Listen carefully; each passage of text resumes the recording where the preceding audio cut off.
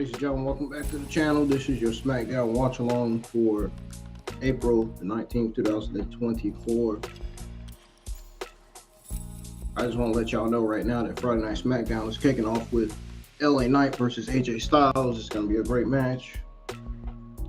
Make sure you tune in to the watch along that's live right now. I'm talking about my watch along, not all the other YouTube content creators watching.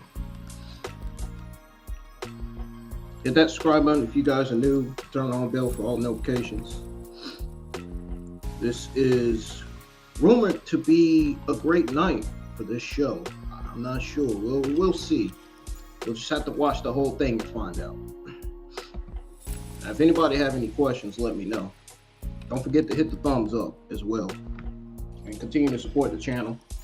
I try to give y'all the best wrestling content, possible as far as the watch-alongs and reviews and results go. I try to give you guys the gaming content that you want to see as well. But thank you to those of you that are tuning in. We're going to go ahead and get straight to SmackDown. Going to get straight to SmackDown episode 1287, where we have AJ Styles and LA Knight in the ring right now. They both came out to their entrances, so here we go. Here we go with Friday Night SmackDown with commentaries, Corey Grace and Rain Barrett.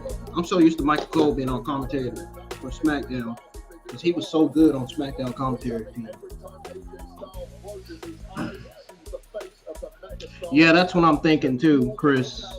I think that's also, I agree. I think that's also going to be a main event, and I think it should be in the main event. I mean, it's a championship match. Why would you want a championship match at the beginning of the show?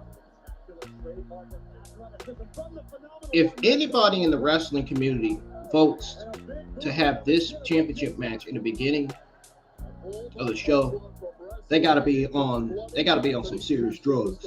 Clearly, this should be in the main event.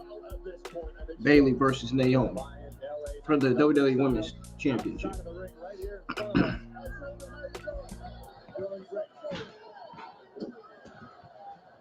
They really got to be on some serious drugs if they really think that Naomi versus Bayley should be kicking off SmackDown.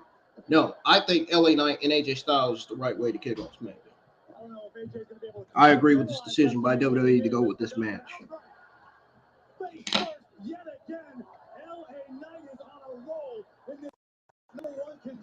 Yes, Bayley will retain. He will retain. She will. She definitely will. Perhaps a mistake by LA Knight allowing Styles to re-enter the ring first. And what do you make of this new vicious side we've seen recently from AJ Styles, Wade? Gripped by bitterness and rage. AJ Styles has been a heel in WWE before.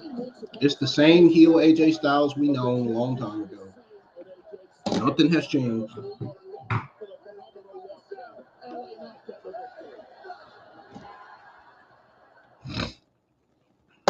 All right, y'all, let's pump some music back on because SmackDown's on commercial break. We're going to go to the black and white background here.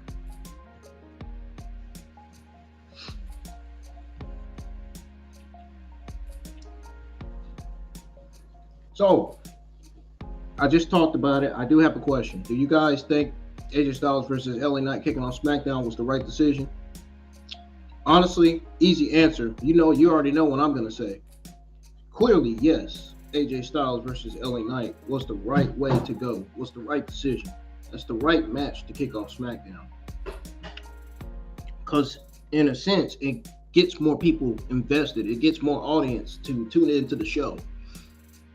Because, there are a lot of LA Knight and AJ Styles fans within the wrestling community. So I think this is a go-to right here. This is a go-to awesome decision by WWE to book this match to kick off SmackDown. To have this match kick off SmackDown.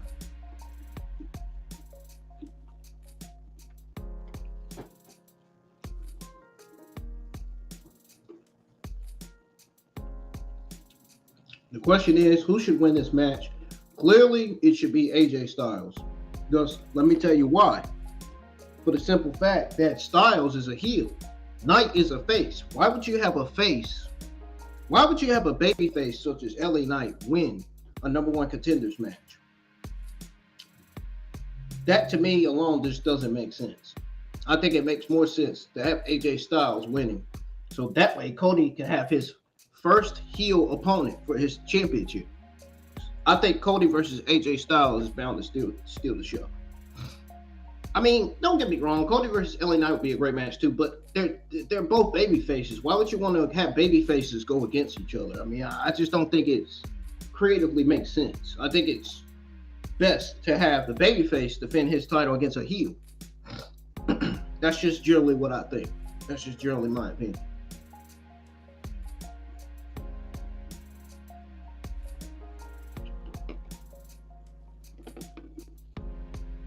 Let me know if you guys agree.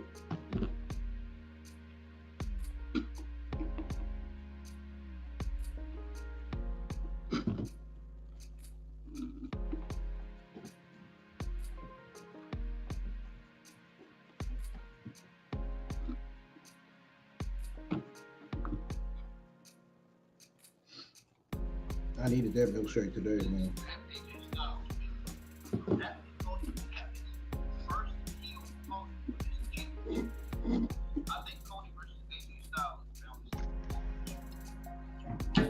I went back for you guys to listen because you know I'm telling the truth.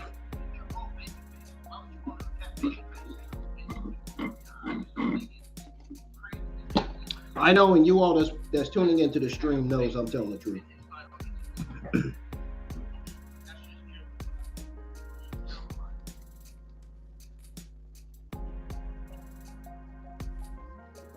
But if you're just tuning in, SmackDown commercial break. We're going to back into this match, this continued match between AJ Styles and Knight to determine who faces Cody Rhodes for the undisputed WWE Championship. I think it should still be AJ Styles because he's a heel and Knight's a babyface. Why would you want to have a babyface win this match when it should be a heel winning this match? Cody needs a heel challenger, not a babyface challenger. At the end of the day, I think Knight, honestly,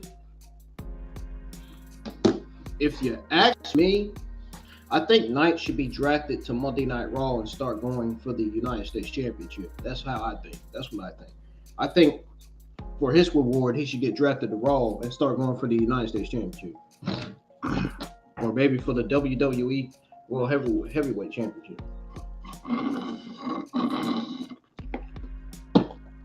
That's what I think. I think Styles winning here is the right decision. That's just generally my opinion. I explained why already, so I don't need nobody to ask it again. Now, we're going to tune back into this match. It just came back from commercial break. SmackDown episode 1287.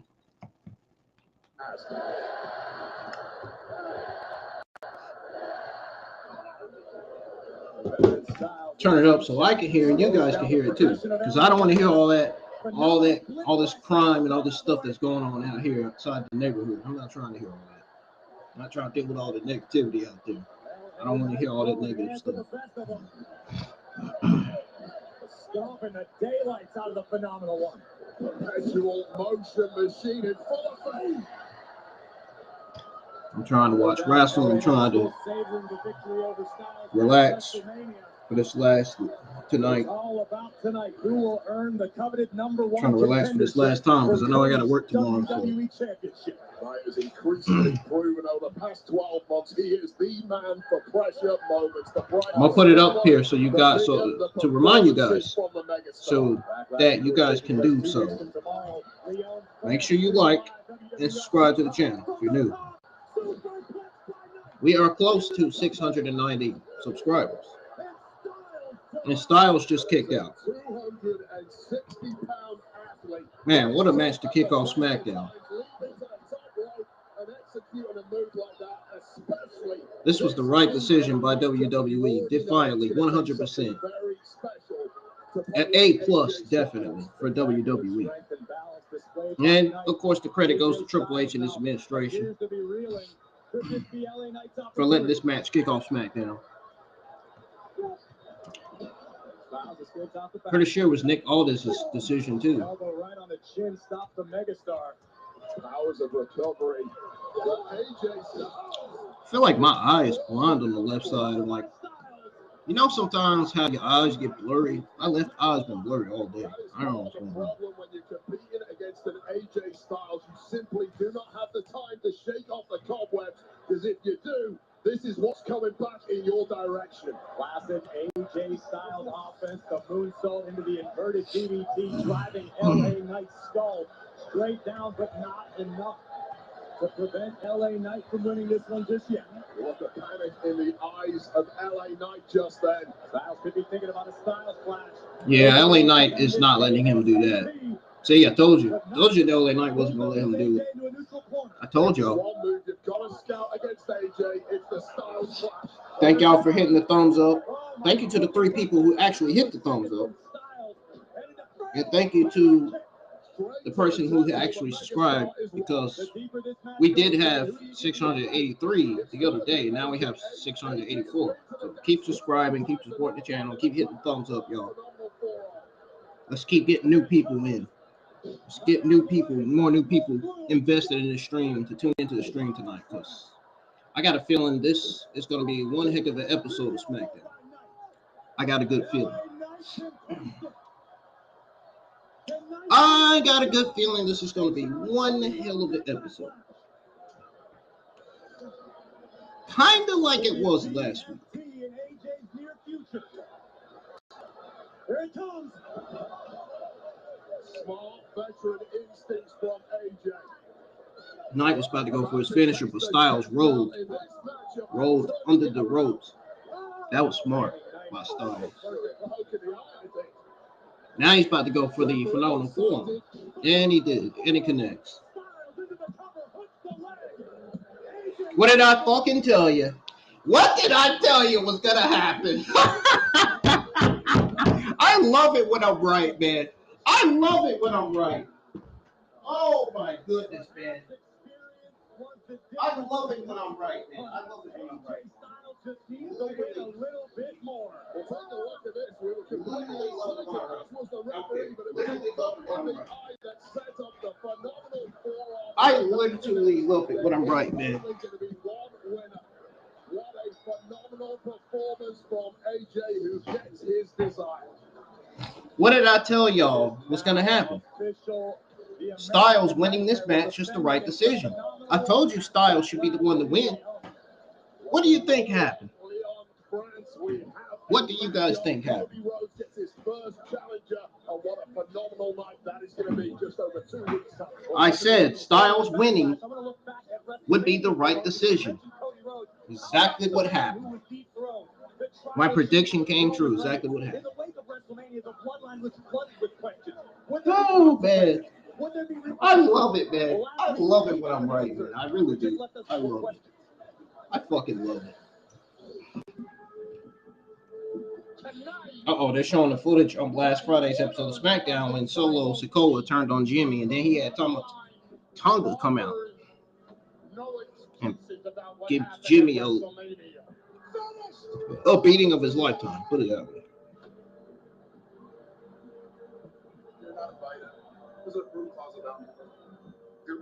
I don't think Jimmy's going to be on the show tonight.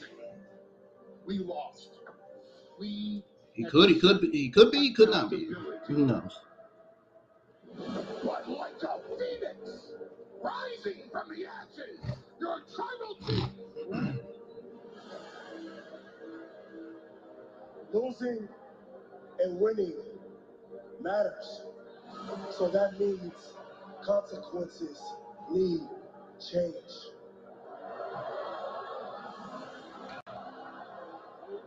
Consequences need change, meaning Solo Sikoa is going to turn. Oh, let me call my camera for a second. I keep hearing stuff outside. Whoa! See? Tonga came.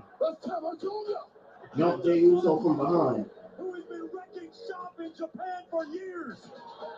The consequences for failure at WrestleMania.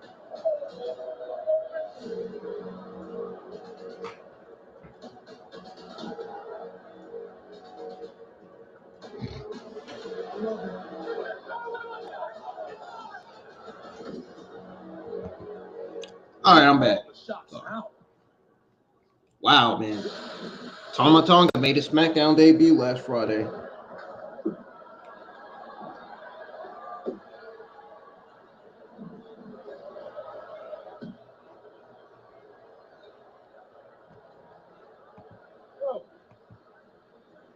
Solo, What are you going to do with it? nice threads. Wise man. Meet the newest member of the bloodline. My MFT.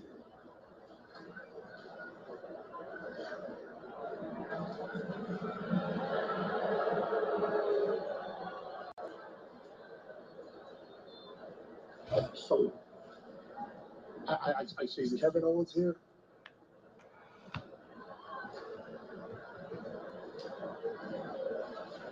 Is Kevin Owens here? I presume he is. If he is, he's most likely inside the locker room. The show's already started. Then take me to him. Okay, it's this way.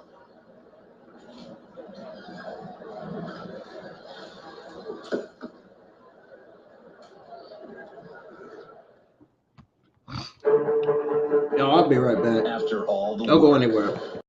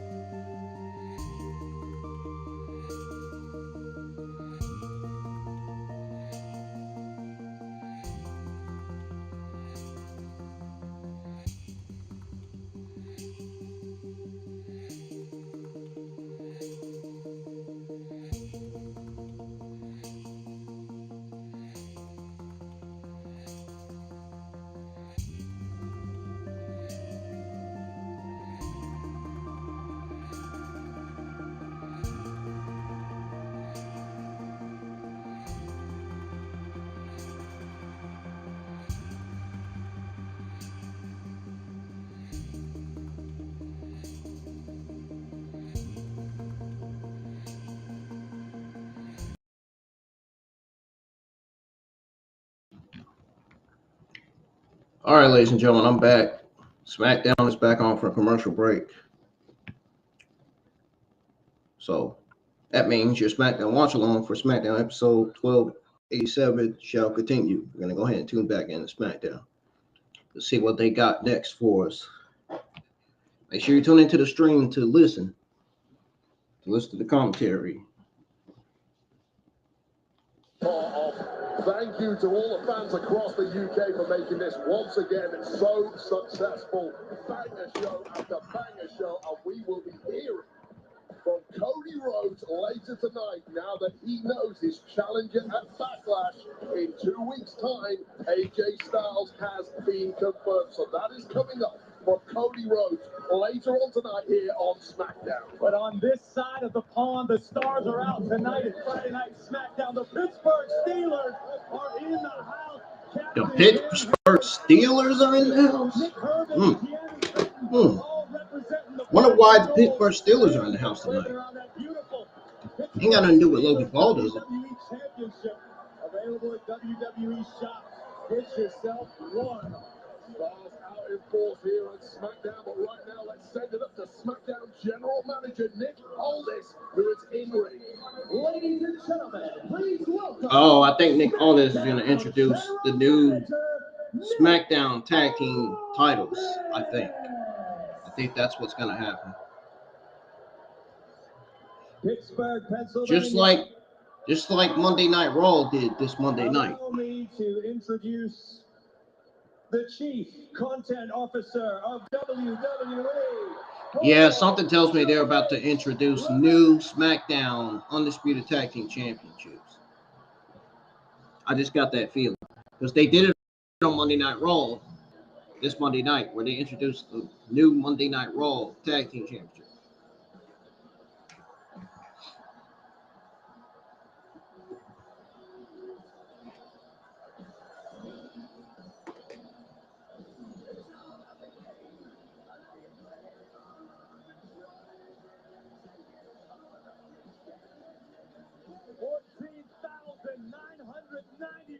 Fans welcoming the WWE Universe to the Triple H era.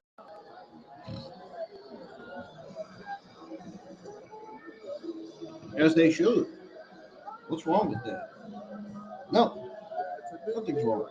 But some things will always remain the same, and when Motorhead hits the airwaves, so lose their minds. What the hell? Dude, a code just popped up on there. That was weird. Looks like Bo Dallas is teasing his return to the company.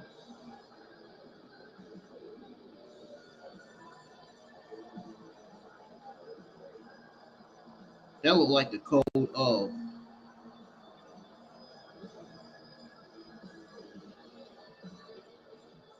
that's weird. That's weird how that code just popped up on the screen like that. I've seen that. Was I the only one that saw that? Did y'all see that too? That code that popped up on the TV screen.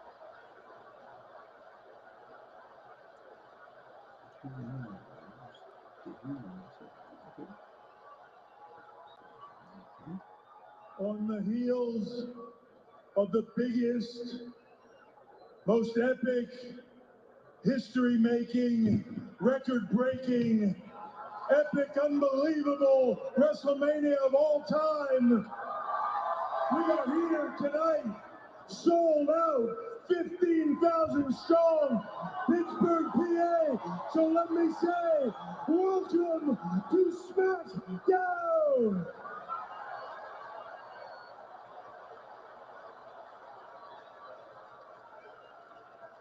I just want to take a second to say that I think that Adam Pearce and Nick Aldis are both doing an incredible job at leading their respective brands into the future. Because of both of you, Thank you very much.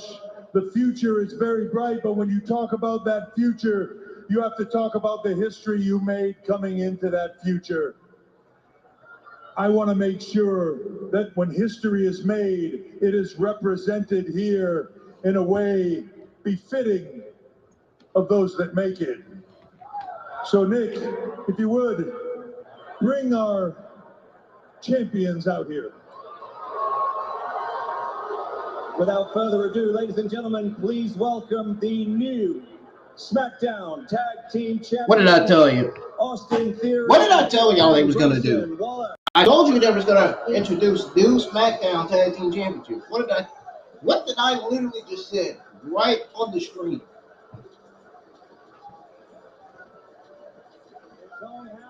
I know my stuff, man. My eyes may feel like they blonde, but I know my shit. I know what I'm talking about.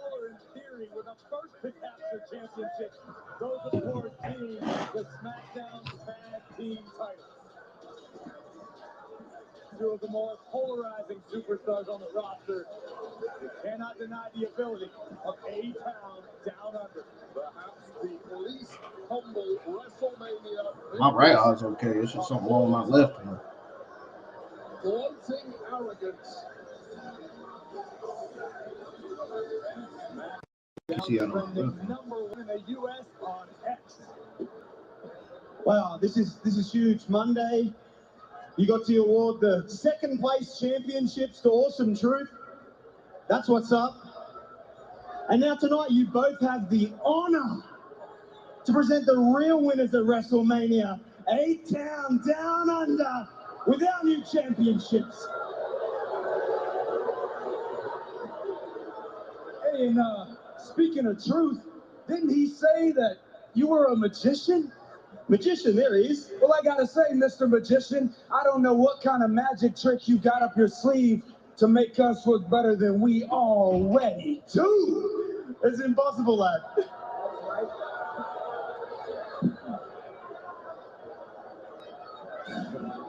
Well, with that said, congratulations on becoming tag team champions. So let me show you what you will wear going forward, and let me announce that from now on, you will be known as the WWE Tag Team Champions.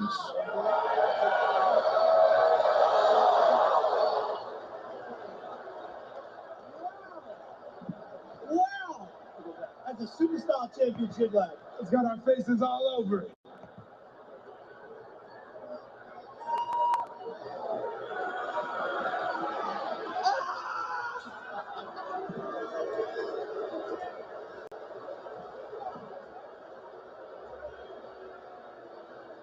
Let me make this crystal clear.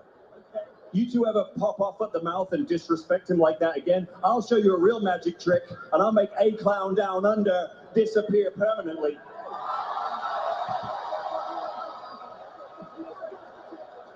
Hey, you think you want to? Oh, thank you. Now, if you two want to focus on comedy and not wrestling, well, then one of these teams is going to make these titles disappear really quick, too. Because the fatal four-way match for the number one contendership, well, that starts right now. Let's go. Nick Aldis promised to find some challengers for the new champ last week, wasting no time.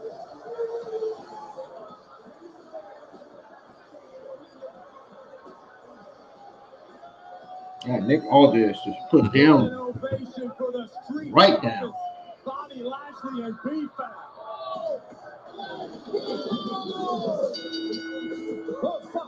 It's a fatal four-way number one contenders match.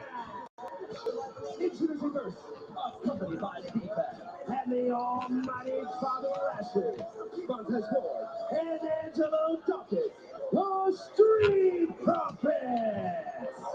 Nick Aldis simply not here for the clowning at all.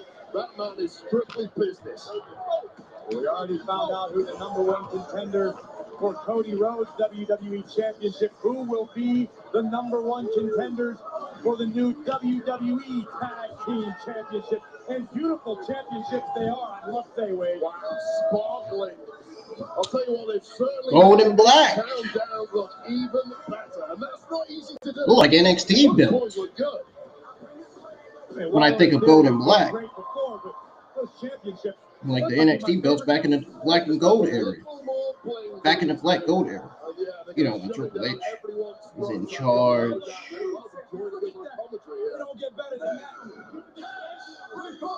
When Triple H was in charge about to find out what it means to be the hunted here of in NXT WWE. back then.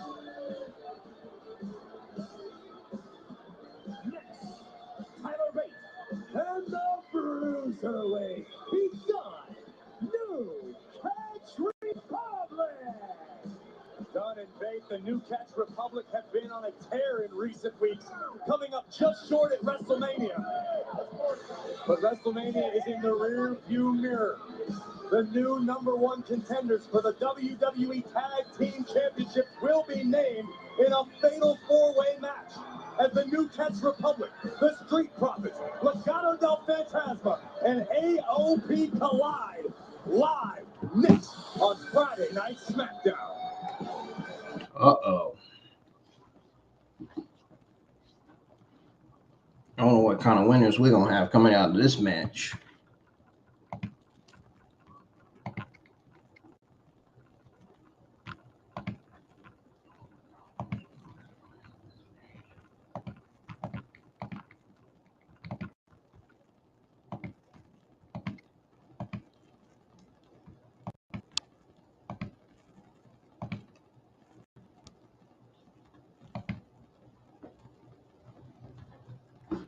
What kind of winners y'all think we're going to have coming out of this match, man? What are you guys going for? Street Profits? No Catch Republic? Legado Del Fantasma? Or Authors of Pain? Who are you guys going with? Let me know in the live chat.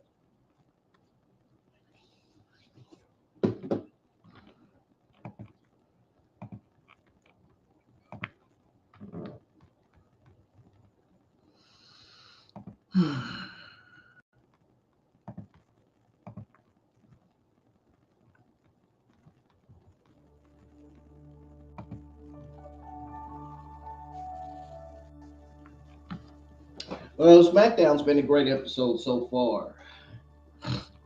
So I'm going to go over what actually took place at the beginning of the show. To those of you that don't get to watch SmackDown, to those of you that are missing this week's episode of SmackDown that aren't being kept up to date on what's going on exactly on the show.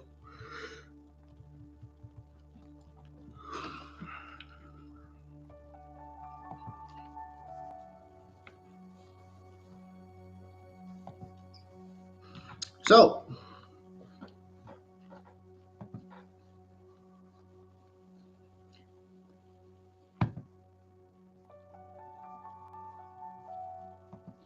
LA Knight versus AJ Styles kicked off SmackDown. And as I said earlier, I can't even talk. As I said earlier, it was the right decision by WWE to have that match kick off SmackDown episode 187.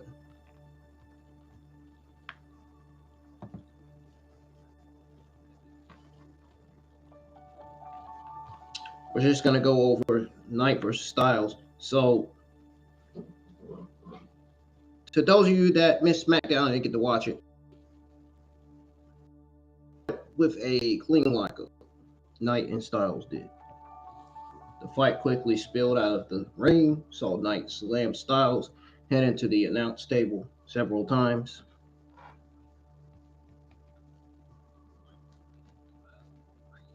The Slim Jim spokesman played to the crowd a lot, got the fans to be vocal and rowdy. The Phenomenal One sold well for him when he was on defense, making Knight look even better in the process. Knight is a good wrestler. Rightfully so. Styles has a way of making everyone look just a little better. Even a match like this won't be remembered in a few weeks. It went off without a hitch. Every moment was executed with precision, just like the fact that I was right when I said AJ Styles, WWE having AJ Styles win this number one contenders match to determine who faced Cody Rhodes for the WWE Undisputed Championship is the right decision. I literally said having AJ Styles win would be the right decision, would be the right go-to decision. And they went with just that. So I was right about that, clearly. I've said that too many times already. But check this out. He may have lost at Mania. Styles was able to get the win, of course, with a thumb to the eye and a phenomenal arm. Phenomenal form. Rose Styles will do battle for the title at Backlash. Now, when is Backlash? I will look it up for you guys and let you know at the end. Whenever SmackDown goes off the air. Let's tune back into SmackDown and see what Naomi's saying real quick because she's speaking already. This moment tonight. Now, it's back on for commercial break. Every time I feel the glow. And I want to keep that same energy rolling tonight. I look forward to the WWE draft next week, where I will walk in listed as the new WWE Women's Champion. So thank you, Naomi. Well, Naomi tonight, but we'll find out when she takes on Bayley for the WWE. Why would they have Bayley drop that title to Naomi, knowing she just won that title this month? She just won that title this month over Io Sky. Save when you bundle auto, home, or motorcycle insurance. She beat Io Sky to win that championship. WWE Women's Championship match still to come later tonight. Just doesn't make sense to have Bayley drop the title tonight. It just would.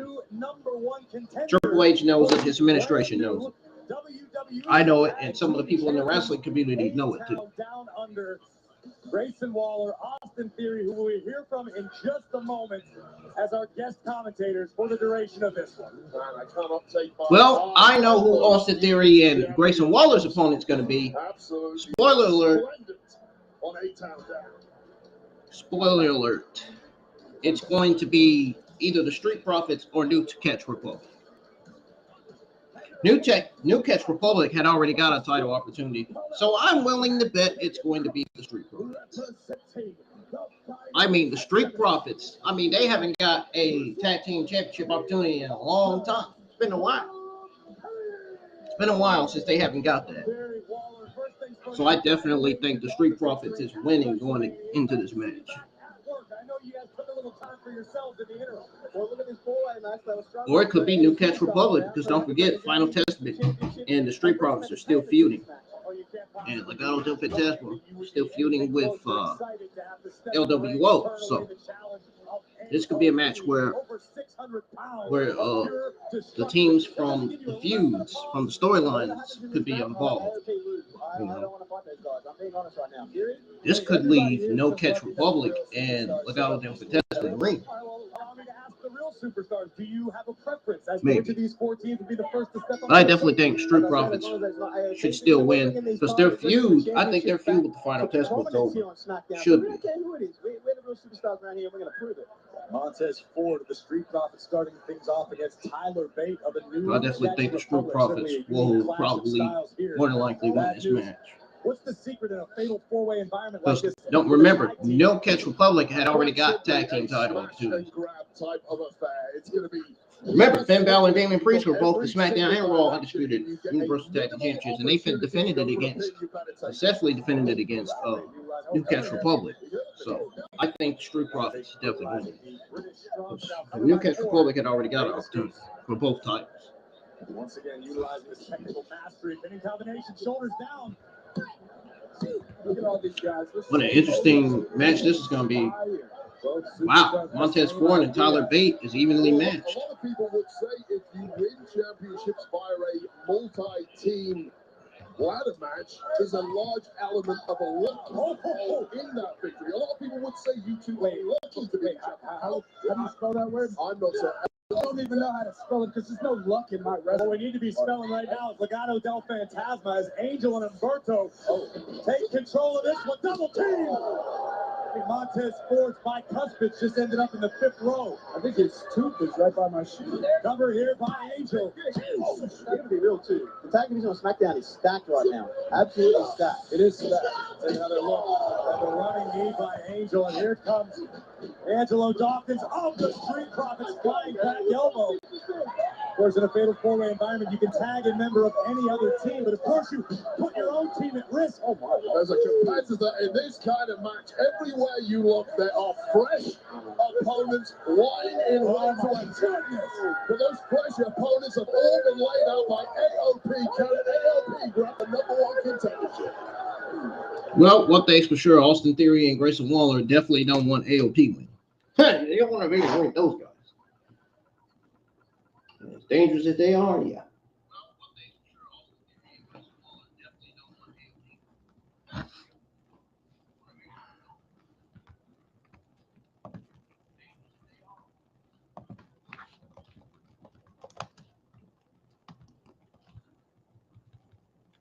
Well, guys, SmackDown is on another commercial break.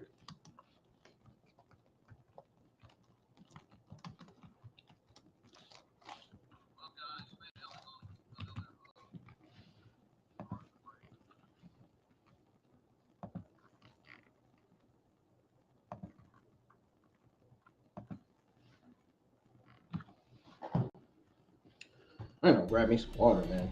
I feel like I'm getting dehydrated. Why my throat is just all the way dry. Too bad. It'll be a couple seconds.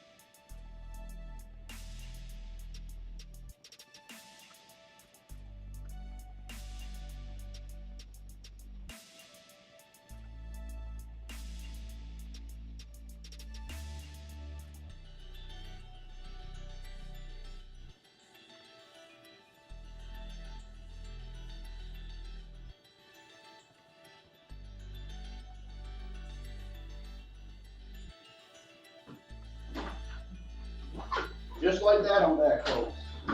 I'll leave you a couple seconds. I had to put a little bit more water in the refrigerator for me. So tell me what you guys thinking and who you're going for in this fatal 4-way #1 contenders match as we await for SmackDown to come back on from commercial break. Oh, it's back on. Let's tune back in. For the WWE Tag Team Championship, currently held by Grayson Waller and Austin Theory, our guests at ringside at this time. Gentlemen, I've got to ask, this deep into the matchup, have you been impressed yet by any of your potential competition? These guys are very talented, but I have a question because these Steelers guys behind me, they don't know what a championship is. Do you want to tell them what it is? Because I'm a champion. I mean, we won 6 here in the city. Yeah, it's a long time ago. We know a thing about it. Right now, Rizal in complete control of Montez Ford. Backbreaker applied in the center of the ring, which is a smart strategy. You want to stay as centrally located in the ring as possible because anybody on the outside can tag themselves in at any given moment. Absolutely, and you can tag out with any team. The key point Man, Razor is just crushing the hell out of Montez. Crushing the hell out of Montez Ford in that ring. And Montez Ford tags in. Pete Dunne. Newcastle Republic. Double teaming on Razor. By both Dunne and Bayley. Well, this has been the MOP show since they tagged in, perhaps now showing signs of tiredness and weariness, and New Catch Republic taking the opportunity to capitalize. Beautiful double team into the German suplex. Down goes Angel. The New Catch Republic are rolling, but Rezar is back. You messed up, Pete. Oh. Got Rezar on the jaw. The big man on spaghetti legs. No way. Big, strong boy. I don't think he's that big and strong, though. He tried. Tyler Bate tried to pick up Razor. It didn't work. And now Rezar being battered by 3 other teams. Oh, basically 3 teams on one at this point, and that is a smart strategy for anyone not in the AOP. Oh my goodness. What? Tyler Bate just picked up Razor with the help of, well, Legado Del Fantasma broke it up. This is broken down to a complete slugfest now. Dawkins is forward now, surveying the scene, trying to figure out their next move. It's an unfamiliar sight for Angelo Dawkins now. Joining Tyler Bate in the high-rent district. This looks dangerous. I just simply wouldn't go up there. Hey, you know, I'm trying so hard to focus on this, but man, look how good our tag team championships look. They're very shiny. All these guys, they run. Oh my goodness. We are moments away from catastrophe. Berto just tagged himself in. Berto's legal. Crash and Berto's legal. How? What? He tagged in Angel Garza when they were all on the top rope? launching Tyler Bate onto That did not look like power. I'm sorry. Look what they'll go through to get it. Angel perched on the top. Whoa! That's gotta do it. New #1 contenders. No! Well, just in the nick of time, because Tyler Bate was dead. Either the Street Profits or every New Catch competitor Republic in is the winning. match completely laid out. Grayson, is that a little bit of sweat I see beating up on your forehead? I'm just thinking how easy it's I mean, New Catch Republic has nobody to feud with right now. Street Profits and Final Testament recently feud. Legado Del Fantasma recently feud with LWO. I guess the feuds are continuing. I guess they figure, why not have New Catch Republic win? They're not feuding with anybody. You know, the work we put in, the sacrifice we put in, all the Oh, Tyler Bate just landed on Pete Dunne's knee. They have to get to our run. Oh, the path won't get any easier. Someone will become #1 contenders. Tyler Bate just landed on Pete Dunne's knee. Tyler Bate got pushed onto Pete Dunne's knee by one of the Legado Fantasma members. I've seen it. Trust me. It's probably what's going to cost they loss right there. And Pete Dunne's probably going to try to turn heel. Probably going to turn heel because of that. Maybe. Who knows? Who knows? We could get a Tyler Bate Pete Dunne feud. Hell, we could get Tyler Bate versus Pete Dunne for Backlash. Who knows?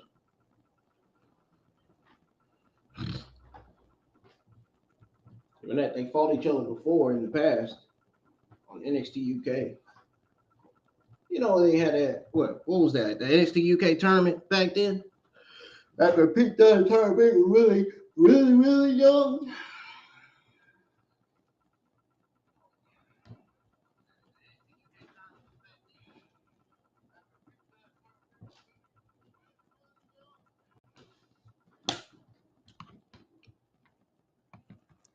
Back to the black and white background. Because SmackDown's on commercial. I got the SmackDown on a commercial break. Caption here on the screen to let you guys know that it's on commercial break. We're waiting SmackDown to come back on. Are you guys going with the Street Profits or New Catch Republic? I already told you guys what I was going with. But it seemed like, for some reason, it feels like the New Catch Republic is going to win because they got nobody to feud with. But at the same time, can't rule out the Street Profits. They're both baby faces. it would make sense to have one of the babyface teams win. It's going to happen. One of those two teams are going to win. I'm telling you.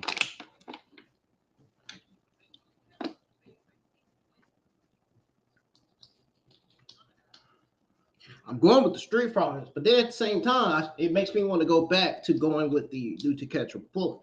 Those teams are so fucking good, man. They really are. Legitimately, these teams are legitimately good.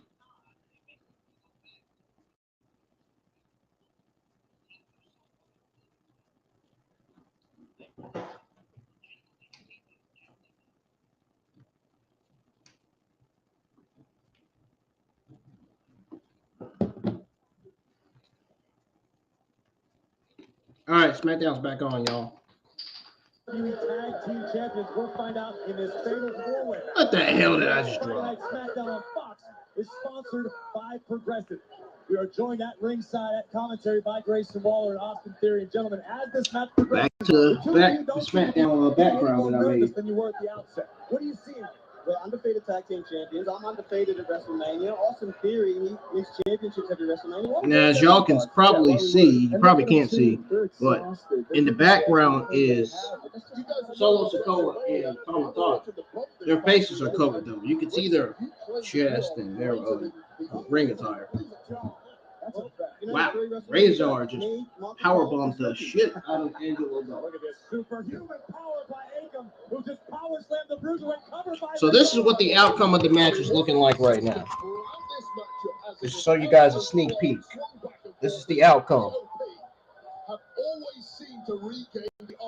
That's the outcome of the match right now.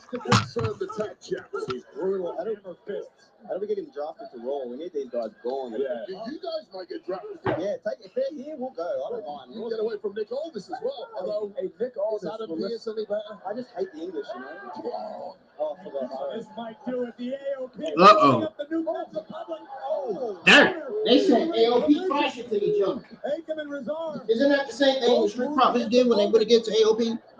Certainly looks like it. This is what you got to do against this thing. This is the set. All 4 teams surveying the situation. Simply the smartest thing you can do for both survival and ultimately gaining victory in this match. This is what you got to do. This is unfair. These are bad guys teaming up. Yeah, I mean, that is unfair. They all just teamed up on Razor because they're the bigger guys. They realize that.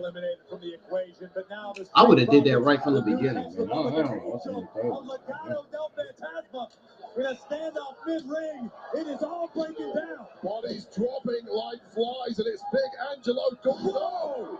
Bardo, man, just won this thing. Cover, hook in the leg. They are not winning this. And Dawkins survived. It's either New Catch a Republic or the Street If we Profits. were in this match, though, this is how Telling you right now. Would be knocked down. They would and then I'd come and sneak in. Let me break it down to you guys why. Especially the Legado Del It's the same thing I said about the Styles versus Knight match. Austin Theory and Grayson Waller are a heel tag team. So what would make sense? It would make more sense to have one of the two babyface teams to win. Either Street Profits or New Catch a Bullet. Like I said, the Street Profits are going to win. I'm going with the Street Profits. I said it earlier.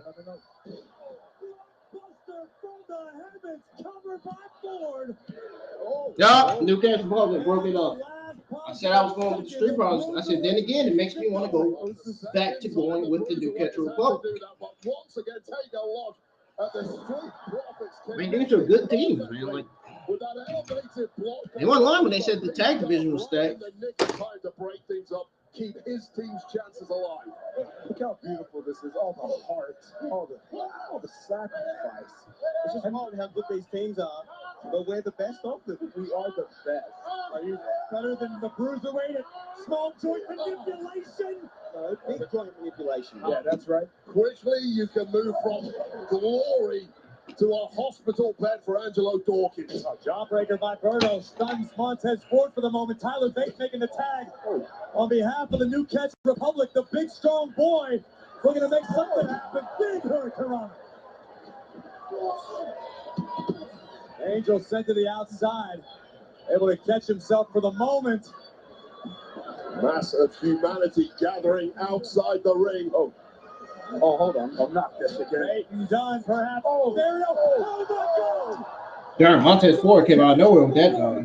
Pete Dunne, Tyler Bate, all throwing caution to the wind for the right to become #1 contenders. You've got 8 bodies laid out on the side of the Darn, ring. Lucas Glovic and Montez Ford all died outside of the ring at the same time. Tyler Bate putting Berto in position. Could be thinking about the Tyler driver. If Bate hits this, it's lights out. Inside cradle by Berto, shoulders down. Almost a quick victory there for Legado Del Fantasma. Suddenly have gained the upper hand. Tag made, Angel now legal. Double team incoming. Here it comes. MTY. That may do it. Berto like a rocket shot through the ropes. Right for the pickings now. Beautiful moonsault right on the money. Oh, forward from the heavens. Referee just millimeters away from counting the 3. Talk about needing to keep your head on a swivel in a match like this. You need 2 heads. Dawkins just tagged himself in. I said I was going with the Street Profits, did I? Covered by Dawkins. Did I not say that? Street Profits are #1 contender. Then I switched my answer. Here are your winners. I originally went with these guys. What did I say? I said the Street Profits haven't got a tag team title to in a long time. It's been a long time since they haven't got it. Now they have it. They are now the #1 contenders. Well, all 4 teams left it all in the ring and the ringside area, throwing caution to the wind. Every team came within an eyelash of victory, but Montez Ford would keep it alive for God and himself to execute the revelation at the expense Now they have it. and the Street Profits have earned the #1 contendership and the right to challenge A-Town Down Under, the new WWE Tag Champs, in the future. Well, we're talking about championships. We've got a women's championship match on the way tonight, which is in stark contrast to this past Monday, when the women's world champion Rhea Ripley addressed Man, I love being right. Universe on Raw. I really do. Let's take a look at our progressive match flow. I'm on it tonight, man. Match Flow is sponsored by Progressive, a triple threat of protection with home, auto, and more.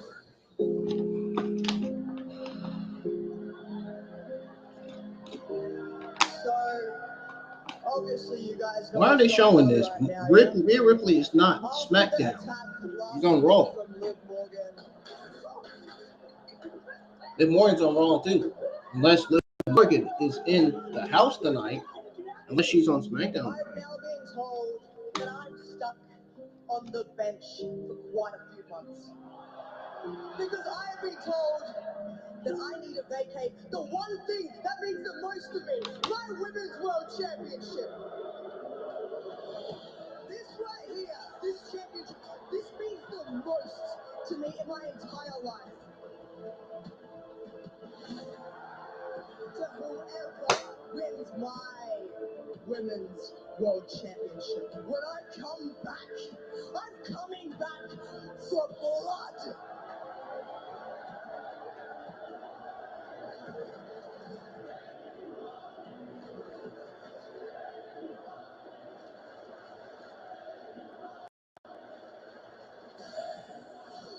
Bayley, we just witnessed that incredibly emotional footage of Rhea Ripley having to relinquish her title. But right now, I want to focus on your title. Because tonight, you defend the WWE Women's Championship for the first time against Naomi. Where's your head at right now before this huge match? Well, after seeing Rhea having to vacate her title on Raw, it makes me appreciate this more. And, I'm focused. It's also made me realize that I'm the only women's champion in the WWE right now, and that's not something that I take for granted, because we all know that with the draft coming up, things are bound to change. And as excited as I am to face my friend Naomi tonight, there's one thing that's not going to change, and that's me as your WWE Women's Champion. Thank you, Bayley. And indeed, it is set for later on tonight. Bayley going one-on-one with Naomi for the WWE Women's Championship.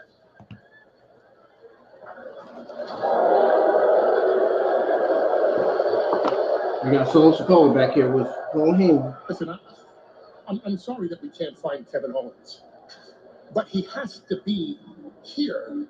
Look at the time. Solo, we're gonna find him. I mean, he has to be somewhere in this locker room. Look at Solo. Solo.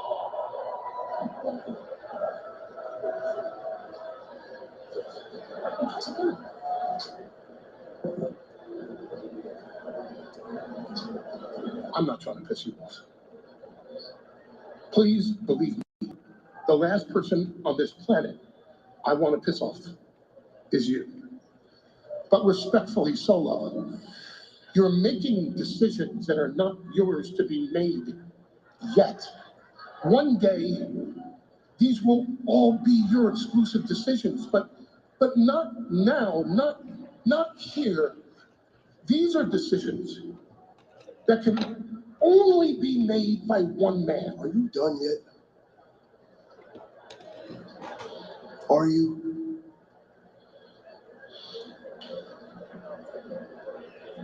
Is your MFT coming with us?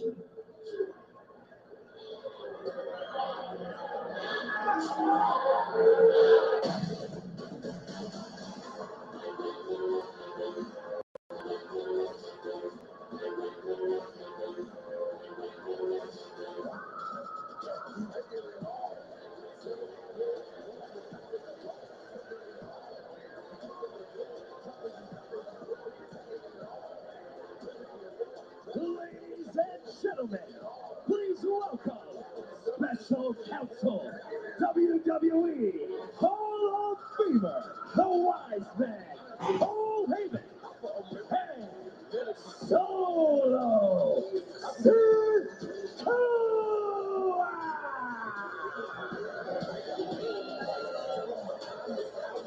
Wait, I've got to ask you, have you ever seen the Wise Man look so uncomfortable as we have in the last week?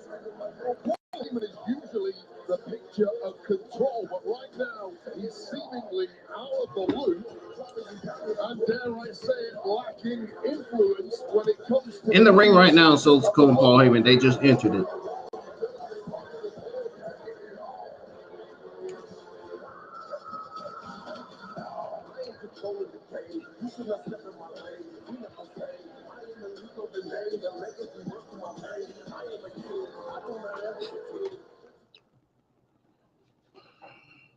What's next for the bloodline?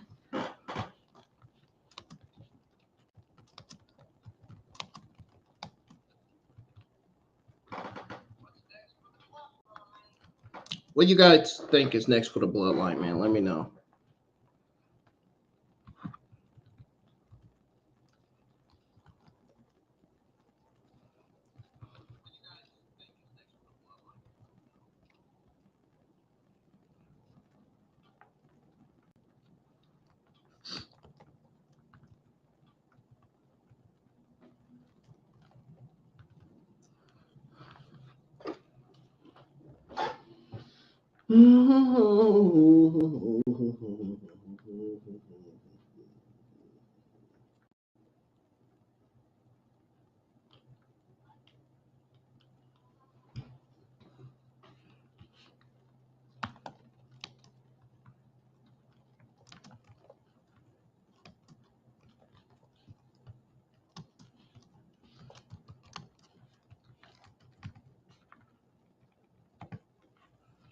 All right, y'all. SmackDown's on commercial break right now.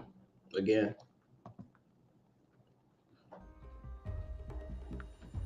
I wouldn't be surprised if he had something to say about Roman Reigns losing, talking shit about Roman Reigns losing. I wouldn't be surprised if he talked shit about that.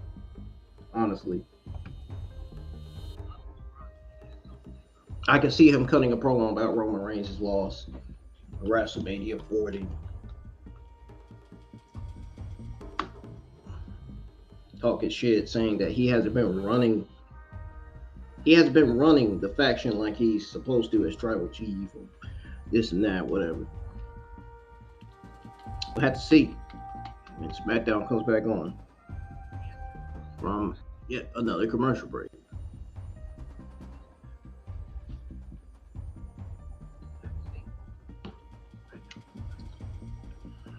Anybody enjoying this week's episode of SmackDown tonight? How you guys think SmackDown generally did so far? I'll tell you one thing. Before SmackDown comes back on, man, let's go ahead and go the rest of the stuff that happened leading to that commercial break. So we had got the No One Contenders tag team match. So the champs remained at ringside to watch Akam and Razor, Angel and Berto, Montez Ford, and Angelo Dawkins, Pete Dunne, Tyler Bate compete for a shot at those shiny belts. AOP played the big villains in the match. Their feud with the Profits carried over from WrestleMania. All four teams played a part. And bouts of this would benefit from having one member of each duo in the ring instead of just two legal competitors. It rarely made a difference anyway. We saw several multi-man spots, especially at the end. Honestly, it was a very entertaining match. It was an entertaining bit of chaos, too, that had a couple of convincing near falls as well. Every team had multiple standout moments. It was Dawkins and Ford who secured the win, like I said was going to happen anyway. I was right again. IWN, right again. It was excellent. And something everybody should probably go out their way to see if you didn't watch the match yet. If you get to a stopping point, you pause, go rewind and watch the match again, because it was a great tag match. Probably one of the best tag team matches that SmackDown's ever produced. Now we're going to tune back into SmackDown because Solo Sikoa and Paul Heyman is in the ring. Of WWE. One of the more decent tag team matches that we've ever seen on TV.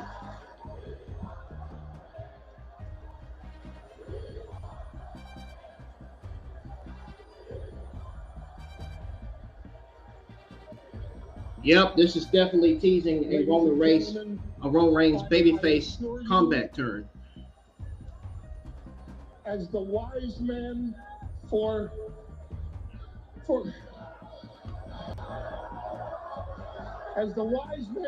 your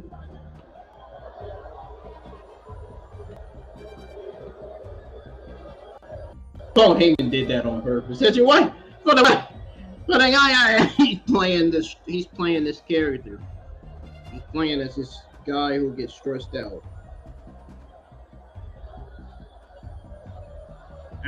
Solo Sikoa just snatched the mic from Paul Heyman. Damn.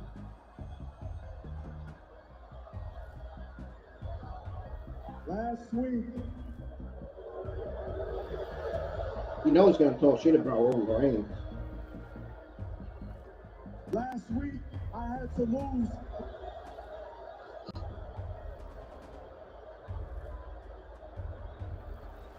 Last week, I had to lose a brother. I had to. In order for me to find a new one. My MFT. Tama Tonga.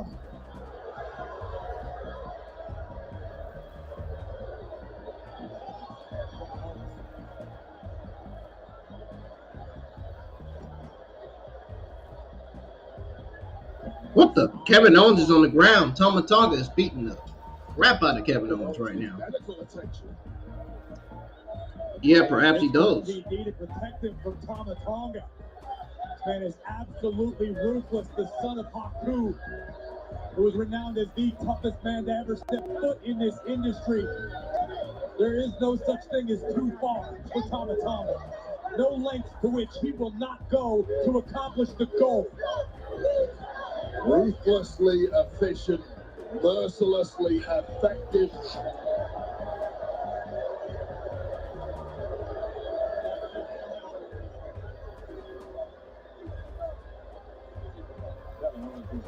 Attention. Oh my God. Oh. You do that to Kevin Owens. Of all people, the most durable guy we have on the roster. Oh, it's hurt bad.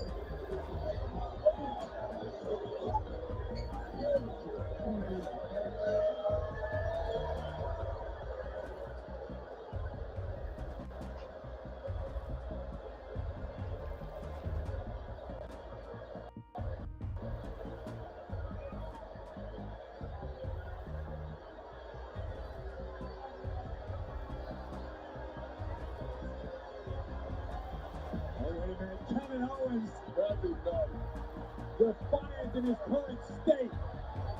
Someone needs to protect Kevin Owens from himself. My God, taking the fight to Tama Tonga.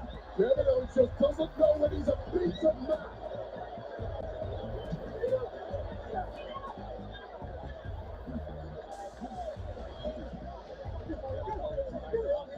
Bad, but even worse at the hands of the bloodline. No, double leg Tama.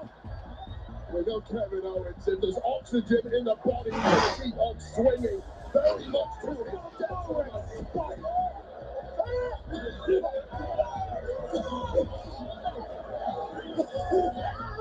Upon arrival tonight, Solo asked about the whereabouts of Kevin Owens.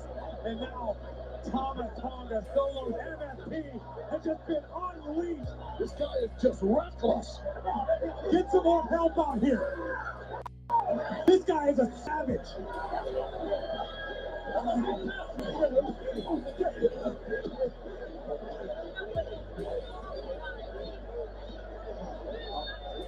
Is he not done? Who's going to stop it? Not me, that's for sure. We saw this happen last week with the assistance of a steel chair taking out Jimmy Uso. Thank God for all this.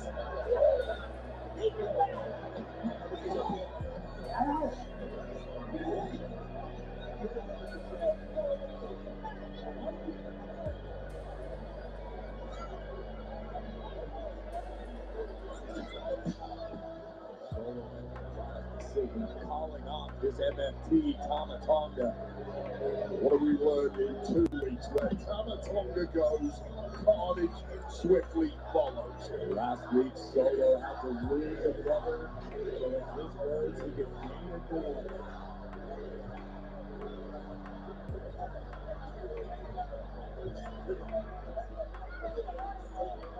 Wow, man. Kevin Owens victimized by Solo and Tama Tonga.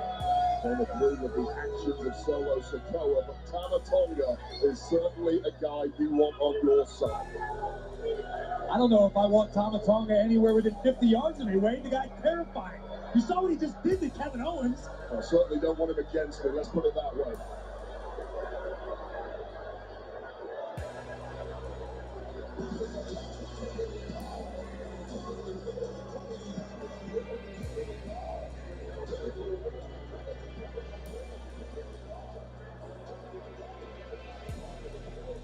What is happening within the bloodline?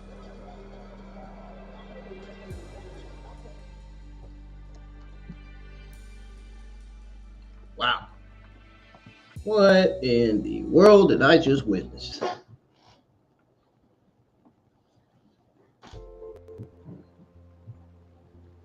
Jeez Louise.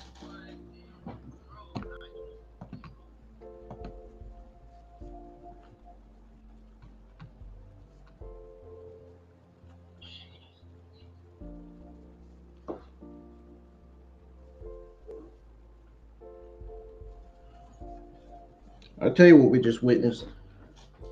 The brutal assault of Kevin Owens by Solo Sikoa and Tama Tonga.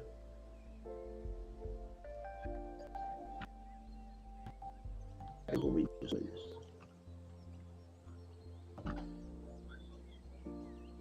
Kevin Owens looked defensive. Like he couldn't do anything. Tried. He kept getting put down. And security kept holding him back, too.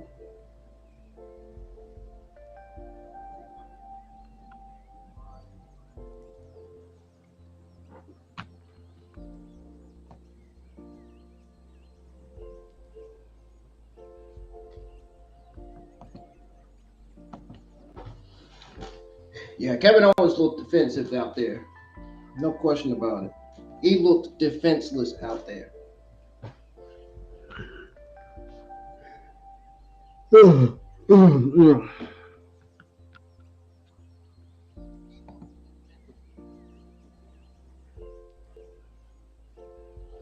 can't even see in my left eye, man. Like, I don't know what's going on with it.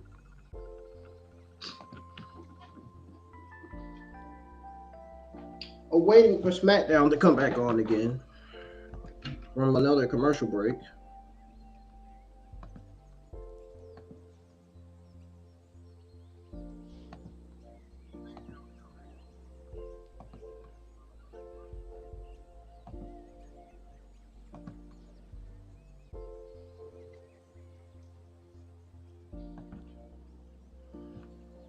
Man, what a night it's been for SmackDown, man. Wow. This may go down as one of the best episodes that SmackDown's ever produced. At this rate. It's been so great that I haven't even fucking complained and said not one negative word about the show.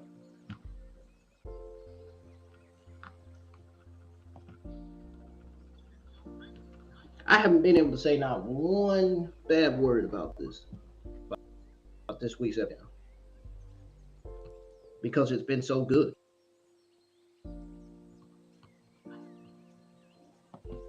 Because it's been a great fucking show. Even on paper. Come with me. Were you aware of this? Oh, God. Oh, my God. Are you meaning to tell me you didn't know about this, Paul? All right, let me paint you a picture. One of those rental cars belongs to Kevin Owens, and the other one is your boy Tama Tonga's. Now, Paul, this was not authorized. I understand. No, I'm speaking now. I understand conflict between the boys. But on my show, we settle it in the ring. Now, next week, we've got the draft. Yeah? A lot of eyeballs. Top brass. Tippy top brass, you understand?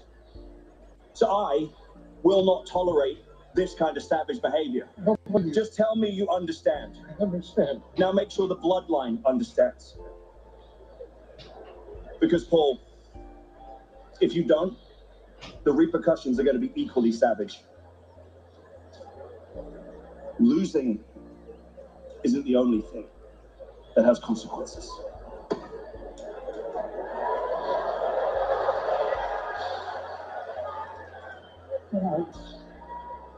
You know what cool is? All this shit, a stern warning to the wise man and the bloodline. Well, they both need control. I don't think control is a word that Tama Tonga understands. Yeah, I don't think that's a word he understands at all, honestly. The following contest is scheduled for one fall.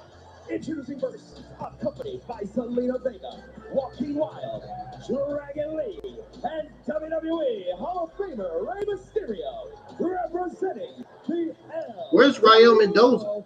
Carlito!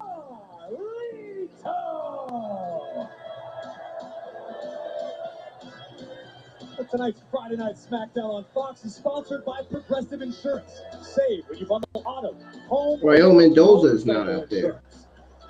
As we prepare to see Carlito go one-on-one with a long-standing rival. I spoke to Carlito earlier today, Wade. He told me that he's looking forward to tonight and the opportunity to avenge what happened to Dragon Lee. Still pointing the finger at Santos Escobar, I see.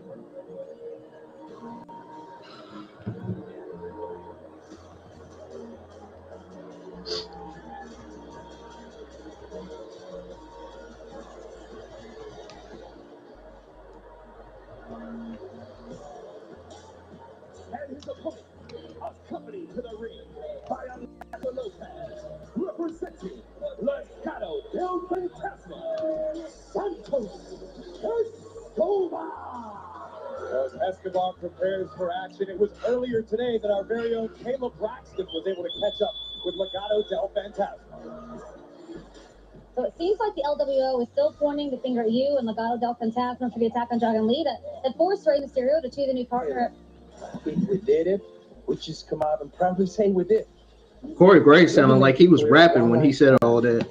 Legado Del Fantasma had absolutely nothing to do with the attack. It really does sound like he was rapping. LWO wants to play the blame game.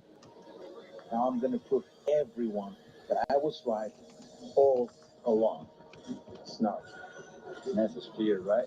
So listen, I have known Santos Escobar for several years. I've seen him leave countless bodies in a heap.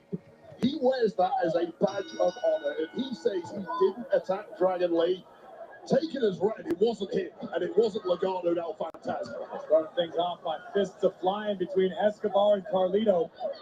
Carlito representing the LWO, looking to avenge the attack on Dragon Lee, which took place the night before WrestleMania. He's looking to do it against Santos Escobar, and I'll tell you this, Carlito and Escobar have had their issues in the past, clearly. In fact, the reason Escobar left the LWO in the first place was because Rey Mysterio brought in a new member without consulting him, that member being Carlito. Escobar able to get the boot up in time. And Carlito flexing his power. Wade, how important is this matchup? I'm sorry, into the cover is Carlito. How important is this matchup to Carlito, who hasn't exactly been setting the world on fire recently? Not at all. I'll tell you, Carlito in the locker room has looked like a pretty frustrated guy, and I really understand it. You remember Carlito's first run? He won championship after championship. This time around, probably expecting the same thing. He hasn't had a sniff of championship match. Oh, drop hit by Carlito. Man, you know how many times we done seen this match? Get right opportunity for Carlito. Did he career back? Carlito wanted to take it high risk. Our official intervening for the moment. Drop kick sends Escobar right here in front of our announce table. Well, let me ask you this, Wade, as a veteran in your own right, if you're Carlito, how do you get back on track? Simply more moves like that. Things going well for Carlito, and the LWO will continue. We're about to find out.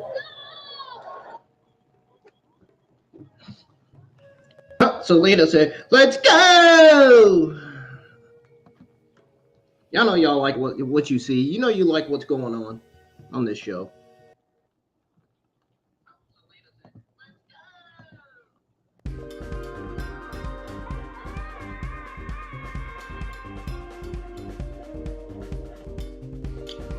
I'm gonna go get my food, man. I'll be right back.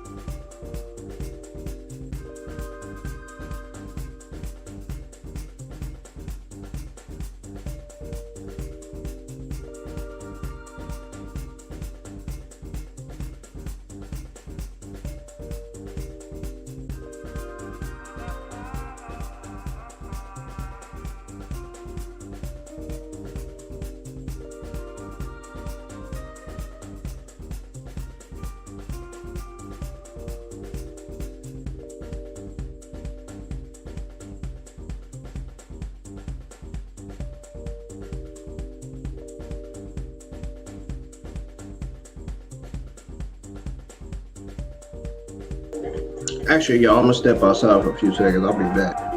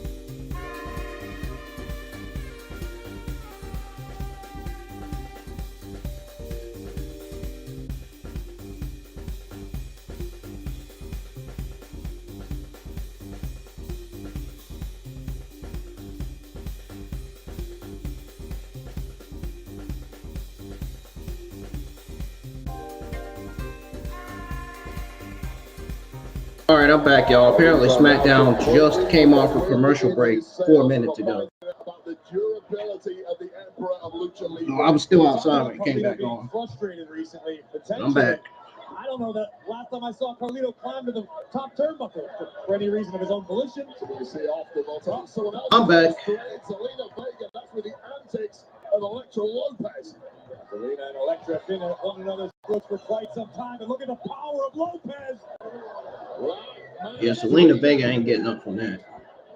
Swung Zelina Vega like Khalil's probably gonna lose baseball bat here. due to being distracted. Oh my God, Escobar went low. And the referee didn't look either. Preoccupied with the ladies on the outside. Didn't even see what Santos Escobar did.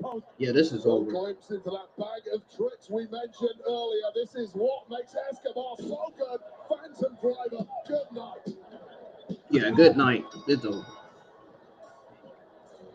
There's no way Carlito was winning that. Santos Escobar. Seems as though Carlito and the LWO. There was no way Carlito was winning that. No, amigo. He's not winning that. He wasn't winning. No. Escobar delivering the Phantom Driver and a decisive victory over Carlito tonight on Friday Night SmackDown. Big win for all of Legado. Woo! Just kidding. Just kidding. Kayla Braxton is standing by with some very special guests. That's not bonita. No. Thanks, Corey. I'm way up here with Davis Control and former WWE Women's Champion Io Oh, God. Sky. And That's not going to make Io Sky happy, calling her former WWE Women's Champion. Former Kayla? Are you Io will take her title back when she's good and ready. Tonight, we're just here to watch two people we can't stand tear each other apart. But do I need to remind you and everyone here Oh man, I don't think he needs to remind us, man. I think we already know. Kabuki Warriors are still your WWE Women's Tag Team Champions, and that is not going to change. Jay wasn't trying to hear all that. Oh man. The storm is here in Pittsburgh. Jay Cargill and the ESP Bianca Belair. Storm is a little too close, but comfort the damage control. We better get some security up there ASAP. This thing could pop off at any moment.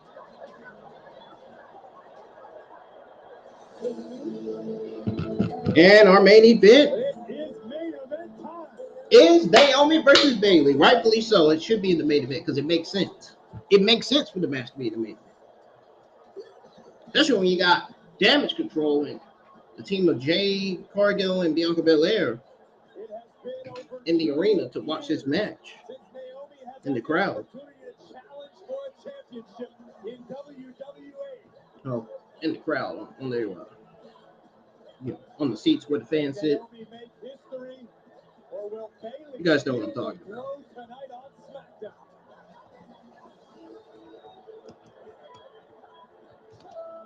Coming up next in tonight's main event, sponsored by eBay Motors. After winning the WWE Women's Championship at WrestleMania, Bayley will make her first title. Yeah. We know. I don't. Everybody that's tuning in, I don't think they need to know that. They already know.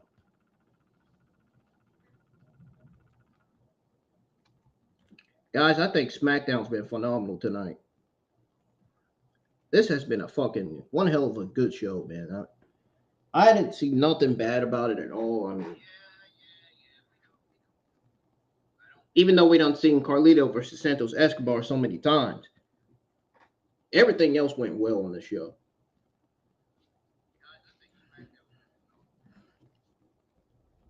What a damn show this has been. Wow. They need to keep on producing shows like this.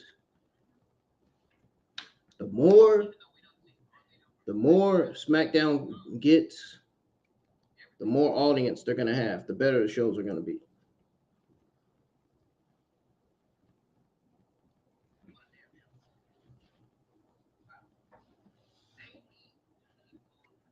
I mean, really.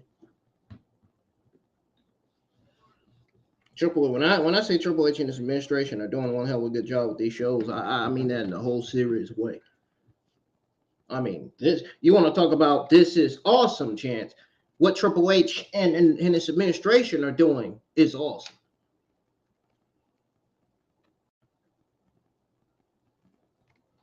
I don't know about the crowd, but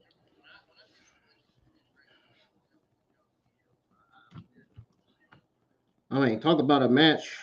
Talk about a WWE Women's Tag Team, or not tag team. I don't know why I said tag team. The Women's Tag Team Champions are Asuka and Kairi Sane, but talk about what a WWE Women's Championship match is going to be between Bayley and Naomi. Talk about how good that match is going to be. I mean, talk about a women's match that's going to steal the show in the main event. I mean, you got two of the best female megastars in all of World Wrestling Entertainment, in all of WWE, in all sports entertainment.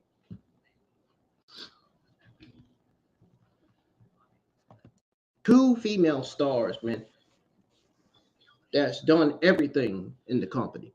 That's won every championship, just about. Well, Bayley's won every championship. I don't know about Naomi. Naomi's won the Raw or the SmackDown championship. Naomi's won the SmackDown. I don't know if she won the WWE Women's Championship or the Raw Women's Championship or not. Might have won the WWE Women's Tag Team Championship. She won the Raw Championship. Oh, I think that's the only championship she hasn't won. Honestly, I may be wrong.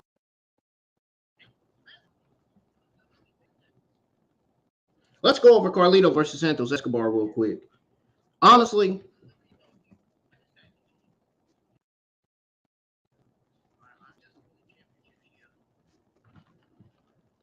this match didn't last long. They started brawling right away. And Carlito took control early by overpowering the luchador, particularly. Escobar made a comeback. I'd win. It was a fine match, but at the same time, it was also not really that good.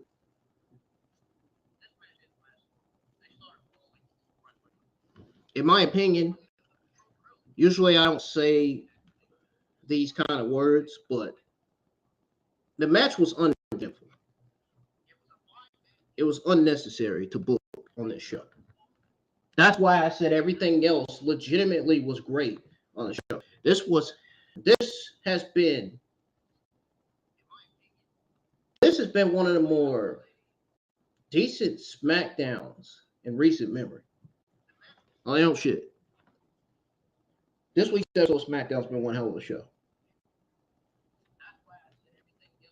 And if you don't think the main event's gonna deliver and solidify that, man, something is wrong with either your brain or your mind, or or something called have common sense, because Triple H's administration knows how to produce and write a show, unlike Vince McMahon and his administration. The main event, in my opinion, is going to solidify how great this show was tonight. The main event is going to close the show in a good way. It really is. This show is going to be in the history books, definitely. This was a damn good show tonight. This is the type of fucking SmackDown episodes we need to see on TV. I'm dead serious. I'm not even joking. If I'm not smiling, I'm not laughing, that means I'm fucking serious. I'm dead serious. You go from LA Knight versus Styles to the Street Profits becoming #1 contenders. Something they haven't done for a while now, in a long time. Last time we seen them do it was when they went against the Usos for those tag team championships. I mean, wow.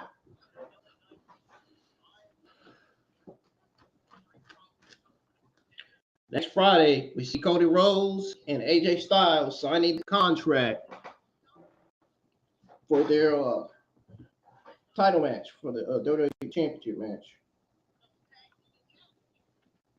And the draft begins next Friday. I said it, folks. It's on the screen right now. It begins next, right here on SmackDown. That's night 1, night 2 will be the following Raw. 3 days later. Changing and celebrate the most brilliant superstar in WWE. CM Punk action, recreating his shot return. By 2023. I bet a whole bunch of kids are going to be by now, especially in the summer. Huh. It's raining right now. The challenger Naomi already in.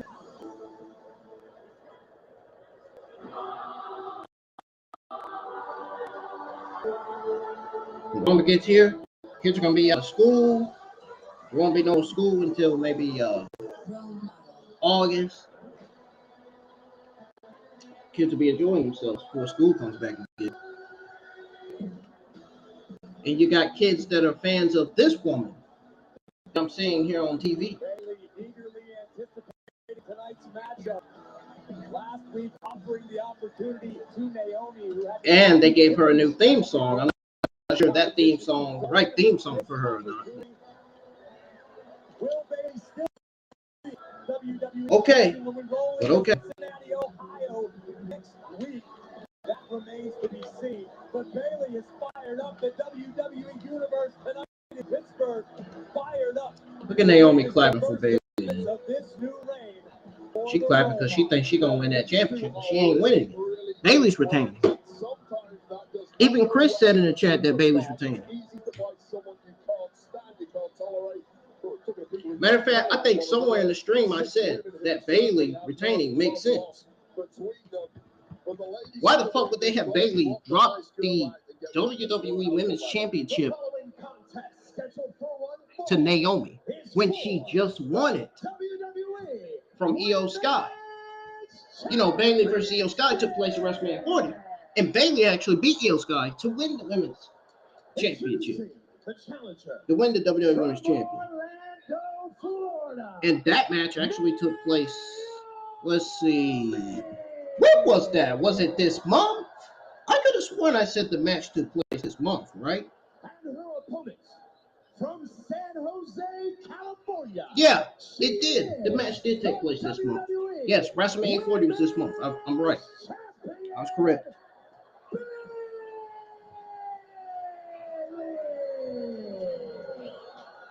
And I think it definitely makes sense to have Naomi as her first opponent. I mean, just because, you know, Naomi can put over Bayley in a good way. In other words, Naomi lose to Bayley. Bayley wins over Naomi to retain her WWE Women's Championship. That woman in the locker room has often been seen as the mother hen to the group. Tonight's main event is sponsored by eBay Motors. The only match that shouldn't have never been on the show was Carlito versus Santos Escobar. Nobody wanted to see that. Nobody asked for that. That's the only match that took the vibe out of the show. Everything else on the show was great. Actually in Saudi Arabia in February of 2020. I'm probably going to say it again at some point. Both have certainly evolved. When SmackDown goes off the air. As human beings, shoulders down, Naomi So be on the lookout for that. And Bayley told me earlier she's got a great deal of respect for Naomi because Naomi was one of the girls who helped teach her the etiquette upon transitioning from NXT to Raw and SmackDown. Naomi really looked out for Bayley. Bayley's never forgotten that. Shoulders down. Yeah, well, you need to throw that to one side immediately. Forget all that. Remember, that person in the ring is trying to take your championship away from you. This is a dog-eat-dog world, and the faster you accept that in this kind of battle, roll, shoulders down, the better. If you're Naomi, you're the challenger in this situation.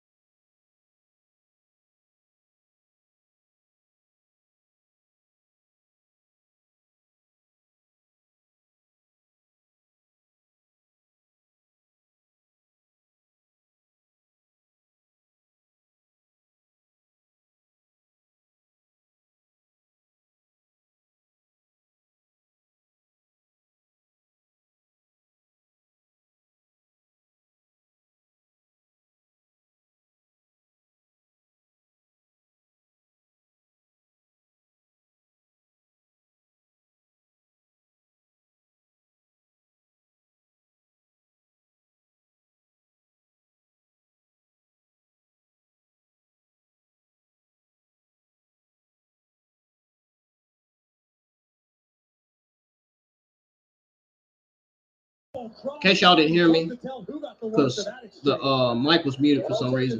I think it behooves the challenger to forget all these niceties, forget all this main event will go down as one of the best women's matches that SmackDown has produced for a long time. And in case you didn't hear what I said before that, I said that Santos Escobar versus Carlito was the only uninteresting match on this show. Everything else delivered. Everything else delivered well. It was a damn good, decent episode of SmackDown this week.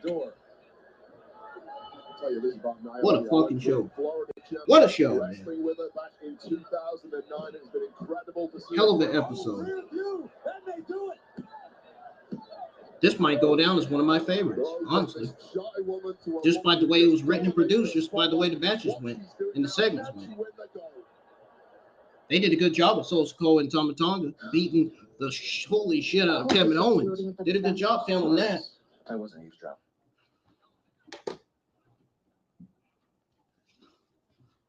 I could definitely see a Kevin Owens bloodline storyline. It's already happening for our very own eyes. I mean,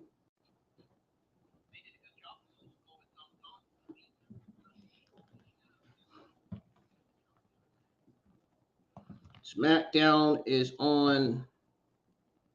I think this is its final commercial break of the evening. I hope it is. Because Jesus Christ, I know I'm not the only one that's getting tired of these goddamn commercial breaks. Pretty sure y'all that's tuning in, I'm pretty sure y'all are getting tired of them too. Especially if you're watching SmackDown right now like I am. Because, man, oh, man, it'd be way too many commercial breaks. I'm not going to lie. I'm sorry. I can't help saying that. Can't help complaining about it. Something WWE needs to work on. Try to shorten these commercial breaks a little bit. Something. Or make these shows commercial free.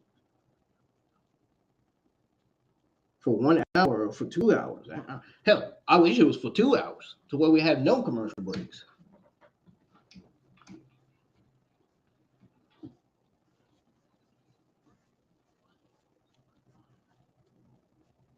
But this has been a good show, man. Outside of Carlito versus Santos Escobar, that match should have not been booked for tonight's episode. I think it was unnecessary, uneventful, just other bad decision. Yeah, sure.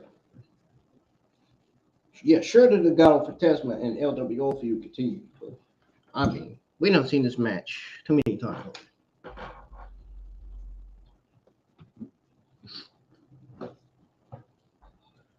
Could have did Dragon Lee versus Santos Escobar, or maybe Andrade versus Santos Escobar. Hell, you could have done Andrade versus Santos Escobar.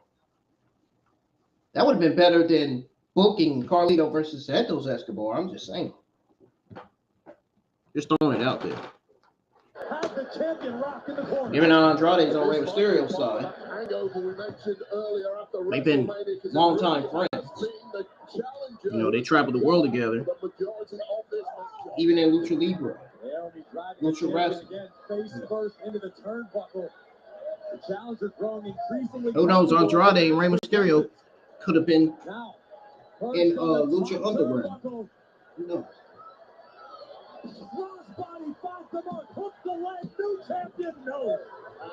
Lucha Underground is a Mexican wrestling promotion, so wouldn't surprise me.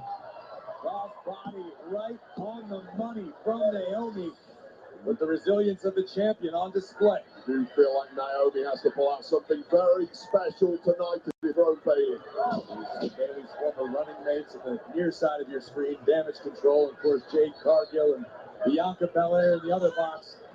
The two women who teamed with Naomi. Something tells me we're getting a fatal four-way women's. Why did I say fatal? I'm sorry. Belly to back suplex by Bayley, looking for the cover, hooks both legs, stacks. And I ain't even put my background back on the screen. It's back on there now. I wasn't going to say fatal four-way women's match, but something tells me we're getting a 4-on-4 women's tag team match for Backlash. Something tells me we are getting Bayley, Naomi, Bianca Belair, and Jade Cargill versus Asuka, Kairi Sane, Dakota Kai, and Io Sky. I think that would be great. 8 women's tag team match. I think that'd be great for Backlash. I think Bianca Belair, Jade Cargill, and Damage Control sitting in the crowd, sitting in those fan chairs. Naomi and Bayley having their women's championship match is leading to a 8 women's tag team match for Backlash. That's what I think, at least. It's leading to Naomi, Jade Cargill, Bianca Belair, Bayley versus Damage Control, Dakota Kai, Io Sky, Asuka, and Kairi Sane for Backlash. I can see that match being booked. I can definitely see that match being on the card. Same match, different. You know, it's got different talent in it. You know, you got your. Just enough time to recover from Bayley, was perhaps hurt that knee in the process. Bayley with a history of knee injuries. Can't afford to suffer one. You got your Baileys in there. You got your freaking. Jumping knee drops the challenger. You got your Oscars in there. You got your Bayley and your Oscars in there. That's the only difference that's going to be in this 8 women's tag team match is Bayley and Oscar being involved in this feud that is going on between the team of Jay Cargill, Bianca Belair, and Naomi is Damage Control. Bayley nails it into the cover, deep hook in the leg. And Naomi kicks out. Champion still can't finish the job. Both women hurting bad now. Superb connection on that top rope elbow. Just about enough. Solid women's match so far. The challenger, but for how much longer? Bayley fighting through the pain. Not even considering relinquishing her championship yet. Could end it here. Looking for the rose plant. Naomi. Ooh, Naomi just bam with her freaking leg. You have to accept if you want the gold tonight, you have to hurt your friend badly. Unbelievable athleticism. Shoulders down. Uh-oh. And Naomi seamlessly transitioning into a submission.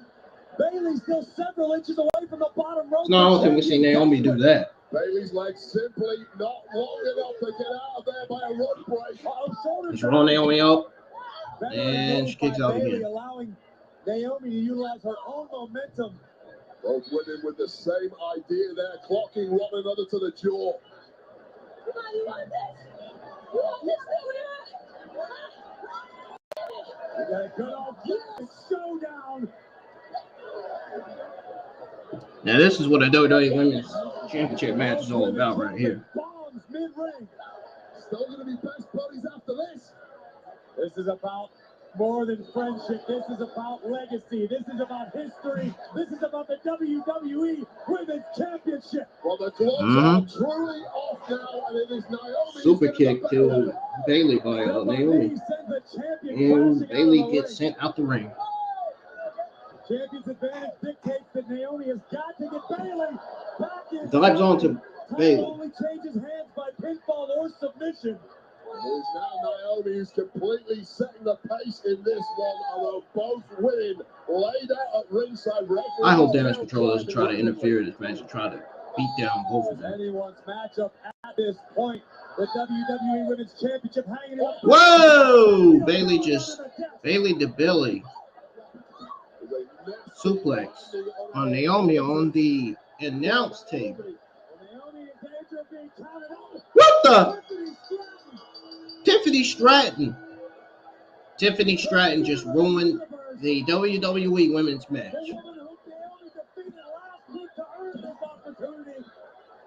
Yeah, I don't think that's what Jay Cargill and Bianca Belair came in the crowd to see.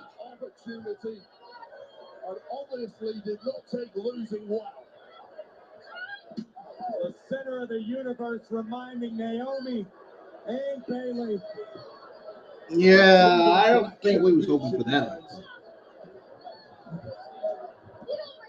Also, see Bayley retain. And that's not what happened. WWE had a backup plan. Have Tiffany Stratton come out and ruin the match.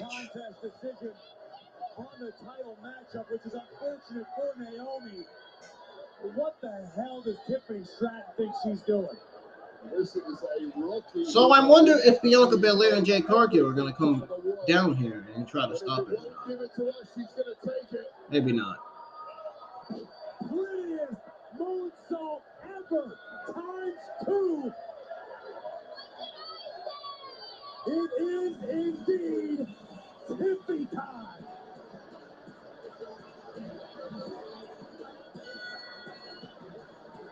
The ESP and Jay Cargill not happy with tonight's proceedings. I assure you this will not sit well with Naomi or Bayley. Just when things are broken down in the matchup, out of nowhere like a flash arrives Tiffany Stratton. Before we get this, I could watch this on a loop. The prettiest moonsault ever. Pull-ups, however. Well, the center of the universe has arrived tonight to play spoiler in the WWE Women's Championship match. We'll see you next week. It's draft day on Friday Night SmackDown. Saturday on FS1. Bets and a ton lead the Oh, my left eye is bothering me so bad, dude.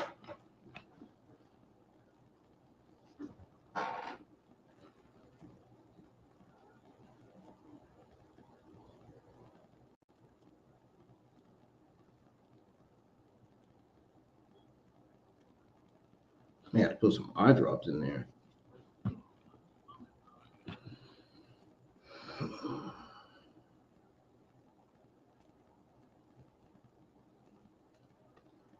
Yeah, I may have to put some eye drops in there.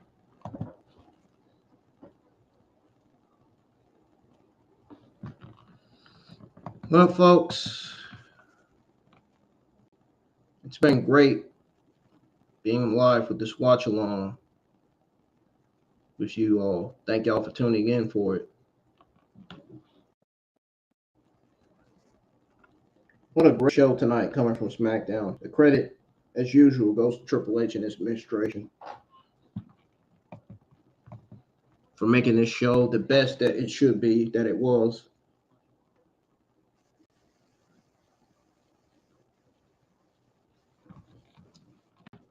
Honestly, I think this is one of the best SmackDown episodes of 2024, honestly. Judging by what I watched.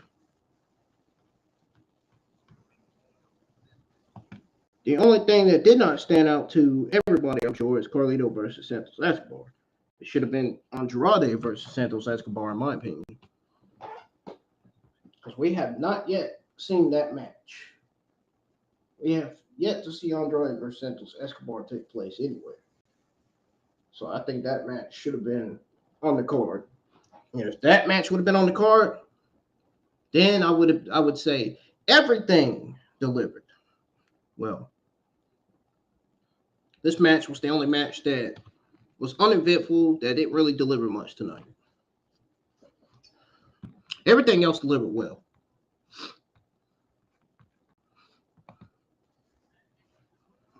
Carlito versus Santos Escobar just kind of took it away. Almost took it away for us. I don't know why they would book that match on the show. We done seen it like 3-4 times already. Typical WWE. The fans want something, they're going to give it to them. They're going to get the fans what they want to see.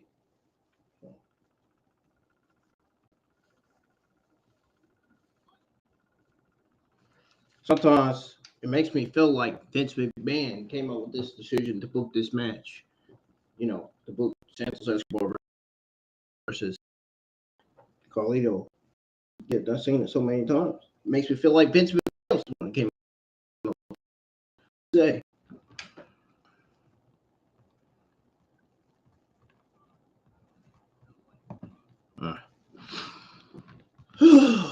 It's getting hot in here.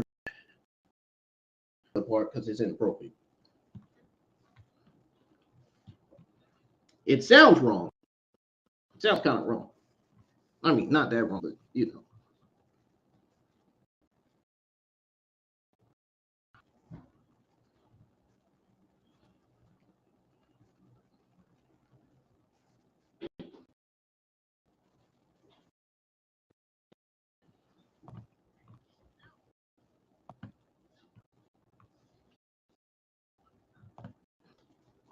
It go over everything that took place in the beginning. So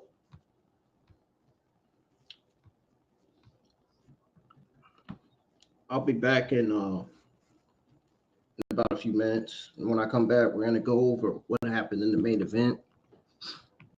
And then I'll give you guys my overall thoughts on the show. I'll be back.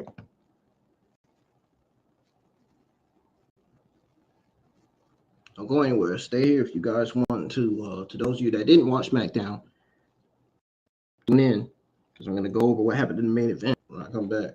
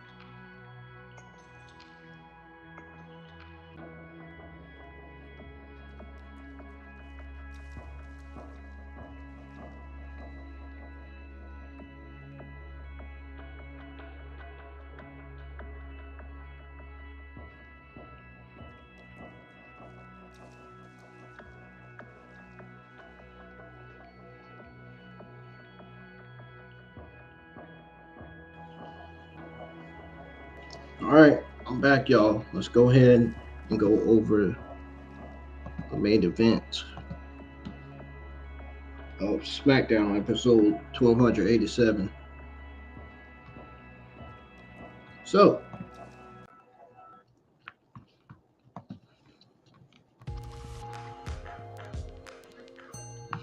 for the main event, Damage Control, Bianca Belair, and Jay Cargill were shown in neighboring skyboxes.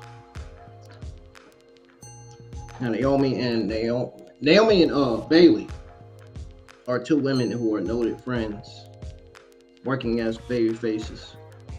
It was a clean match. Didn't really rely on cheating or interfering by either competitors' allies. It was a solid match from start to finish. Honestly, knowing it was going to have a predictable finish, finally kept it from feeling special as it would on a WWE pay-per-view.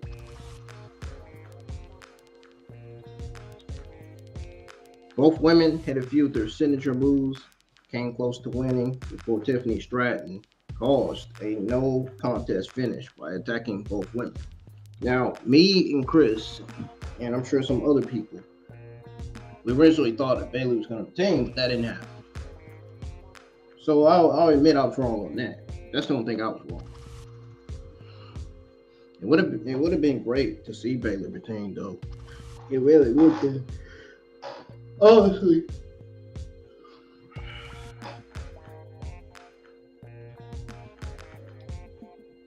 But the majority of what we saw was absolutely spot on fantastic.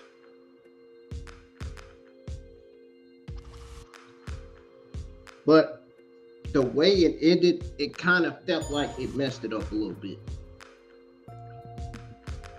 It kind of just left like a bit to be basically, desired. So overall, this was a damn good episode of SmackDown.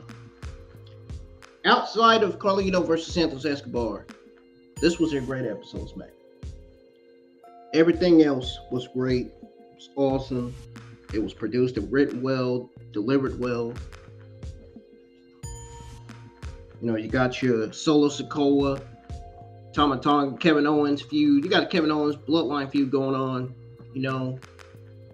You got Legado Del Fantasma continuing the feud with LWO, Street Profits, #1 contender for Austin and Walter's WWE Tag Team Championships. I knew the Street Profits was winning. I predicted that I'm going for the Street Profits. I predicted that Street Profits are going to win. I mean, they haven't got a tag team title opportunity in a long time. It's been a while since they haven't got that. And now it seems like they got it again. And I was right about the winner of the #1 contender match between AJ Styles and LA Knight. The winner would face Cody Rhodes. The winner came out to be AJ Styles. I was right. I said it would make sense to be AJ Styles because AJ Styles is a heel. Knight is a babyface. Why would you want a babyface winning a #1 contenders match when you already have a babyface WWE undisputed Universal Champion, Cody Rhodes? I mean, don't get me wrong. Knight versus Cody would be a clean match, but it wouldn't make sense on paper. It wouldn't make sense on the Backlash card. It just wouldn't. I think Cody Rhodes versus AJ Styles is the right way to go. I think it would make more sense. That match makes more sense on the Backlash card for the Backlash pay-per-view. I'm sorry. That's just my opinion. Styles is a heel. Heel versus a face makes more sense than a face versus a face. They kind of did the same thing with Bayley versus Naomi, even though it was a clean match. There was no interference. And then when you got Tiffany coming out, bam, no contest. I think they did a great job having Tiffany coming out at the squad with no contest because, But yeah. Honestly, for a 2-hour show that only had 4 matches, SmackDown definitely moved to a better pace than expected. Featured several storyline developments. You know what contenders were found for Cody Rhodes and the team of Waller and Theory. That was one of the more great things on the show. Sikoa coming in his place as the Bloodline's leader in Roman Reigns' absence. Stratton pushed herself into the title scene. You know, you got your Fatal 4-Way match that was easily highlighted of the night. Not gonna lie, all 8 men look great. They put on a very, very solid performance that made the SmackDown Tag Team division look very, very strong. Tag Team division is stronger than ever now on SmackDown. One thing's for sure, it makes the division look stronger than it has for a long time. That part too. As you all know, Backlash is approaching quickly, so WWE is already moving on from Mania. Still have the upcoming draft too. The landscape of WWE could look very different in a couple of weeks. You don't say. We're getting Cody Rhodes versus AJ Styles for Backlash. And I don't think that's the only match that's on the card. I'm going to see if I'm going to look up the WWE Backlash card so I can go over it with y'all before I get on off of here.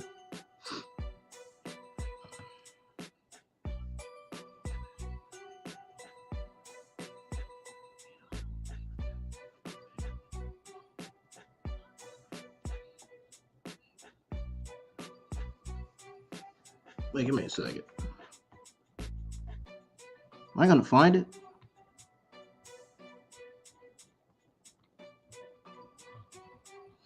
Am I going to find it is the question.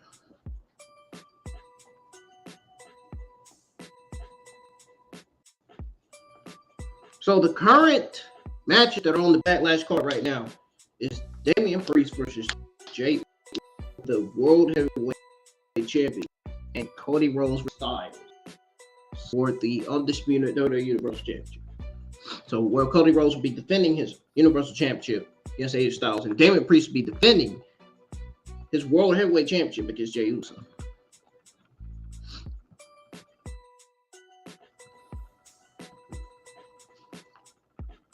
We might be getting Sami Zayn versus Chad Gable for Backlash. That'd be a hell of a match.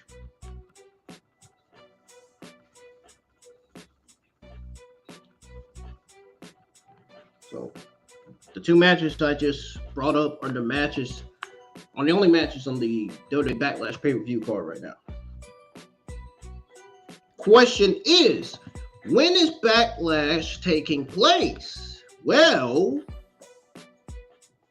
from what I saw on the internet, it seems to be taking place May the 4th. So I will be live for my WWE 2024 Backlash watch-along.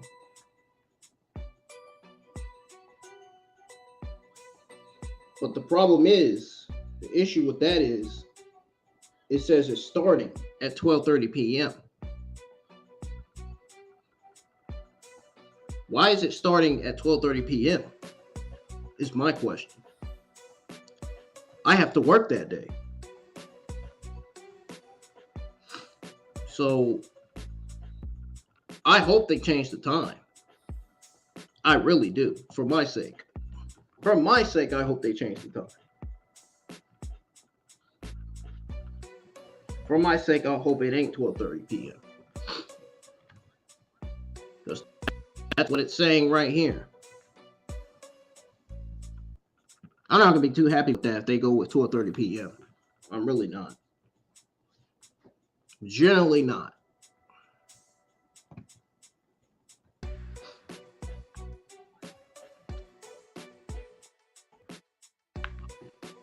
Yeah, they're going with 12:30 p.m.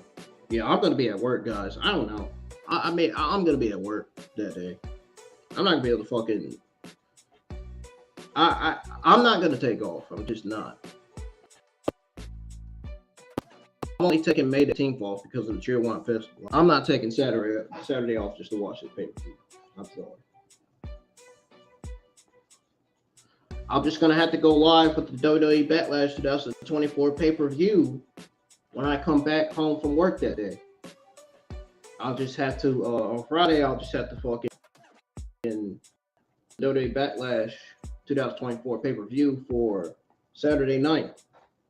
Just have to go live with it for Saturday night. Because I have to work Saturday morning. I have to work that day, May the 4th, Saturday. On a Saturday, I have to work Saturday morning. So it's going to have to be Saturday night, May the 4th of 2024. Anyways, thank y'all for tuning to my SmackDown Watch Along. I'll see you guys live for some more NBA 2K23 content here on the channel. I will be back to streaming NBA again. So, for now. And make sure you guys tune in to my YouTube community tab because I'll be posting the schedule for next week, tomorrow. Now, Sunday, I will be streaming Dragon Ball FighterZ Sunday night. Give you guys some more Dragon Ball FighterZ content because I need to get my wins back because I am tired of losing to these freaking take the game seriously competitive players.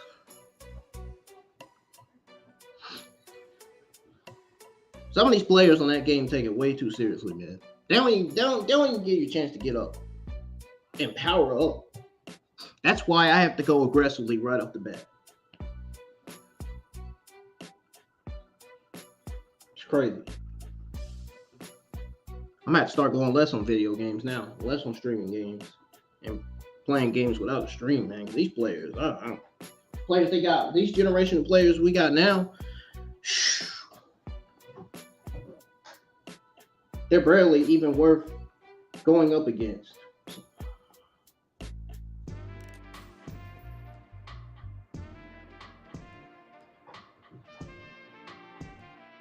Anyways, guys, I'm out of here.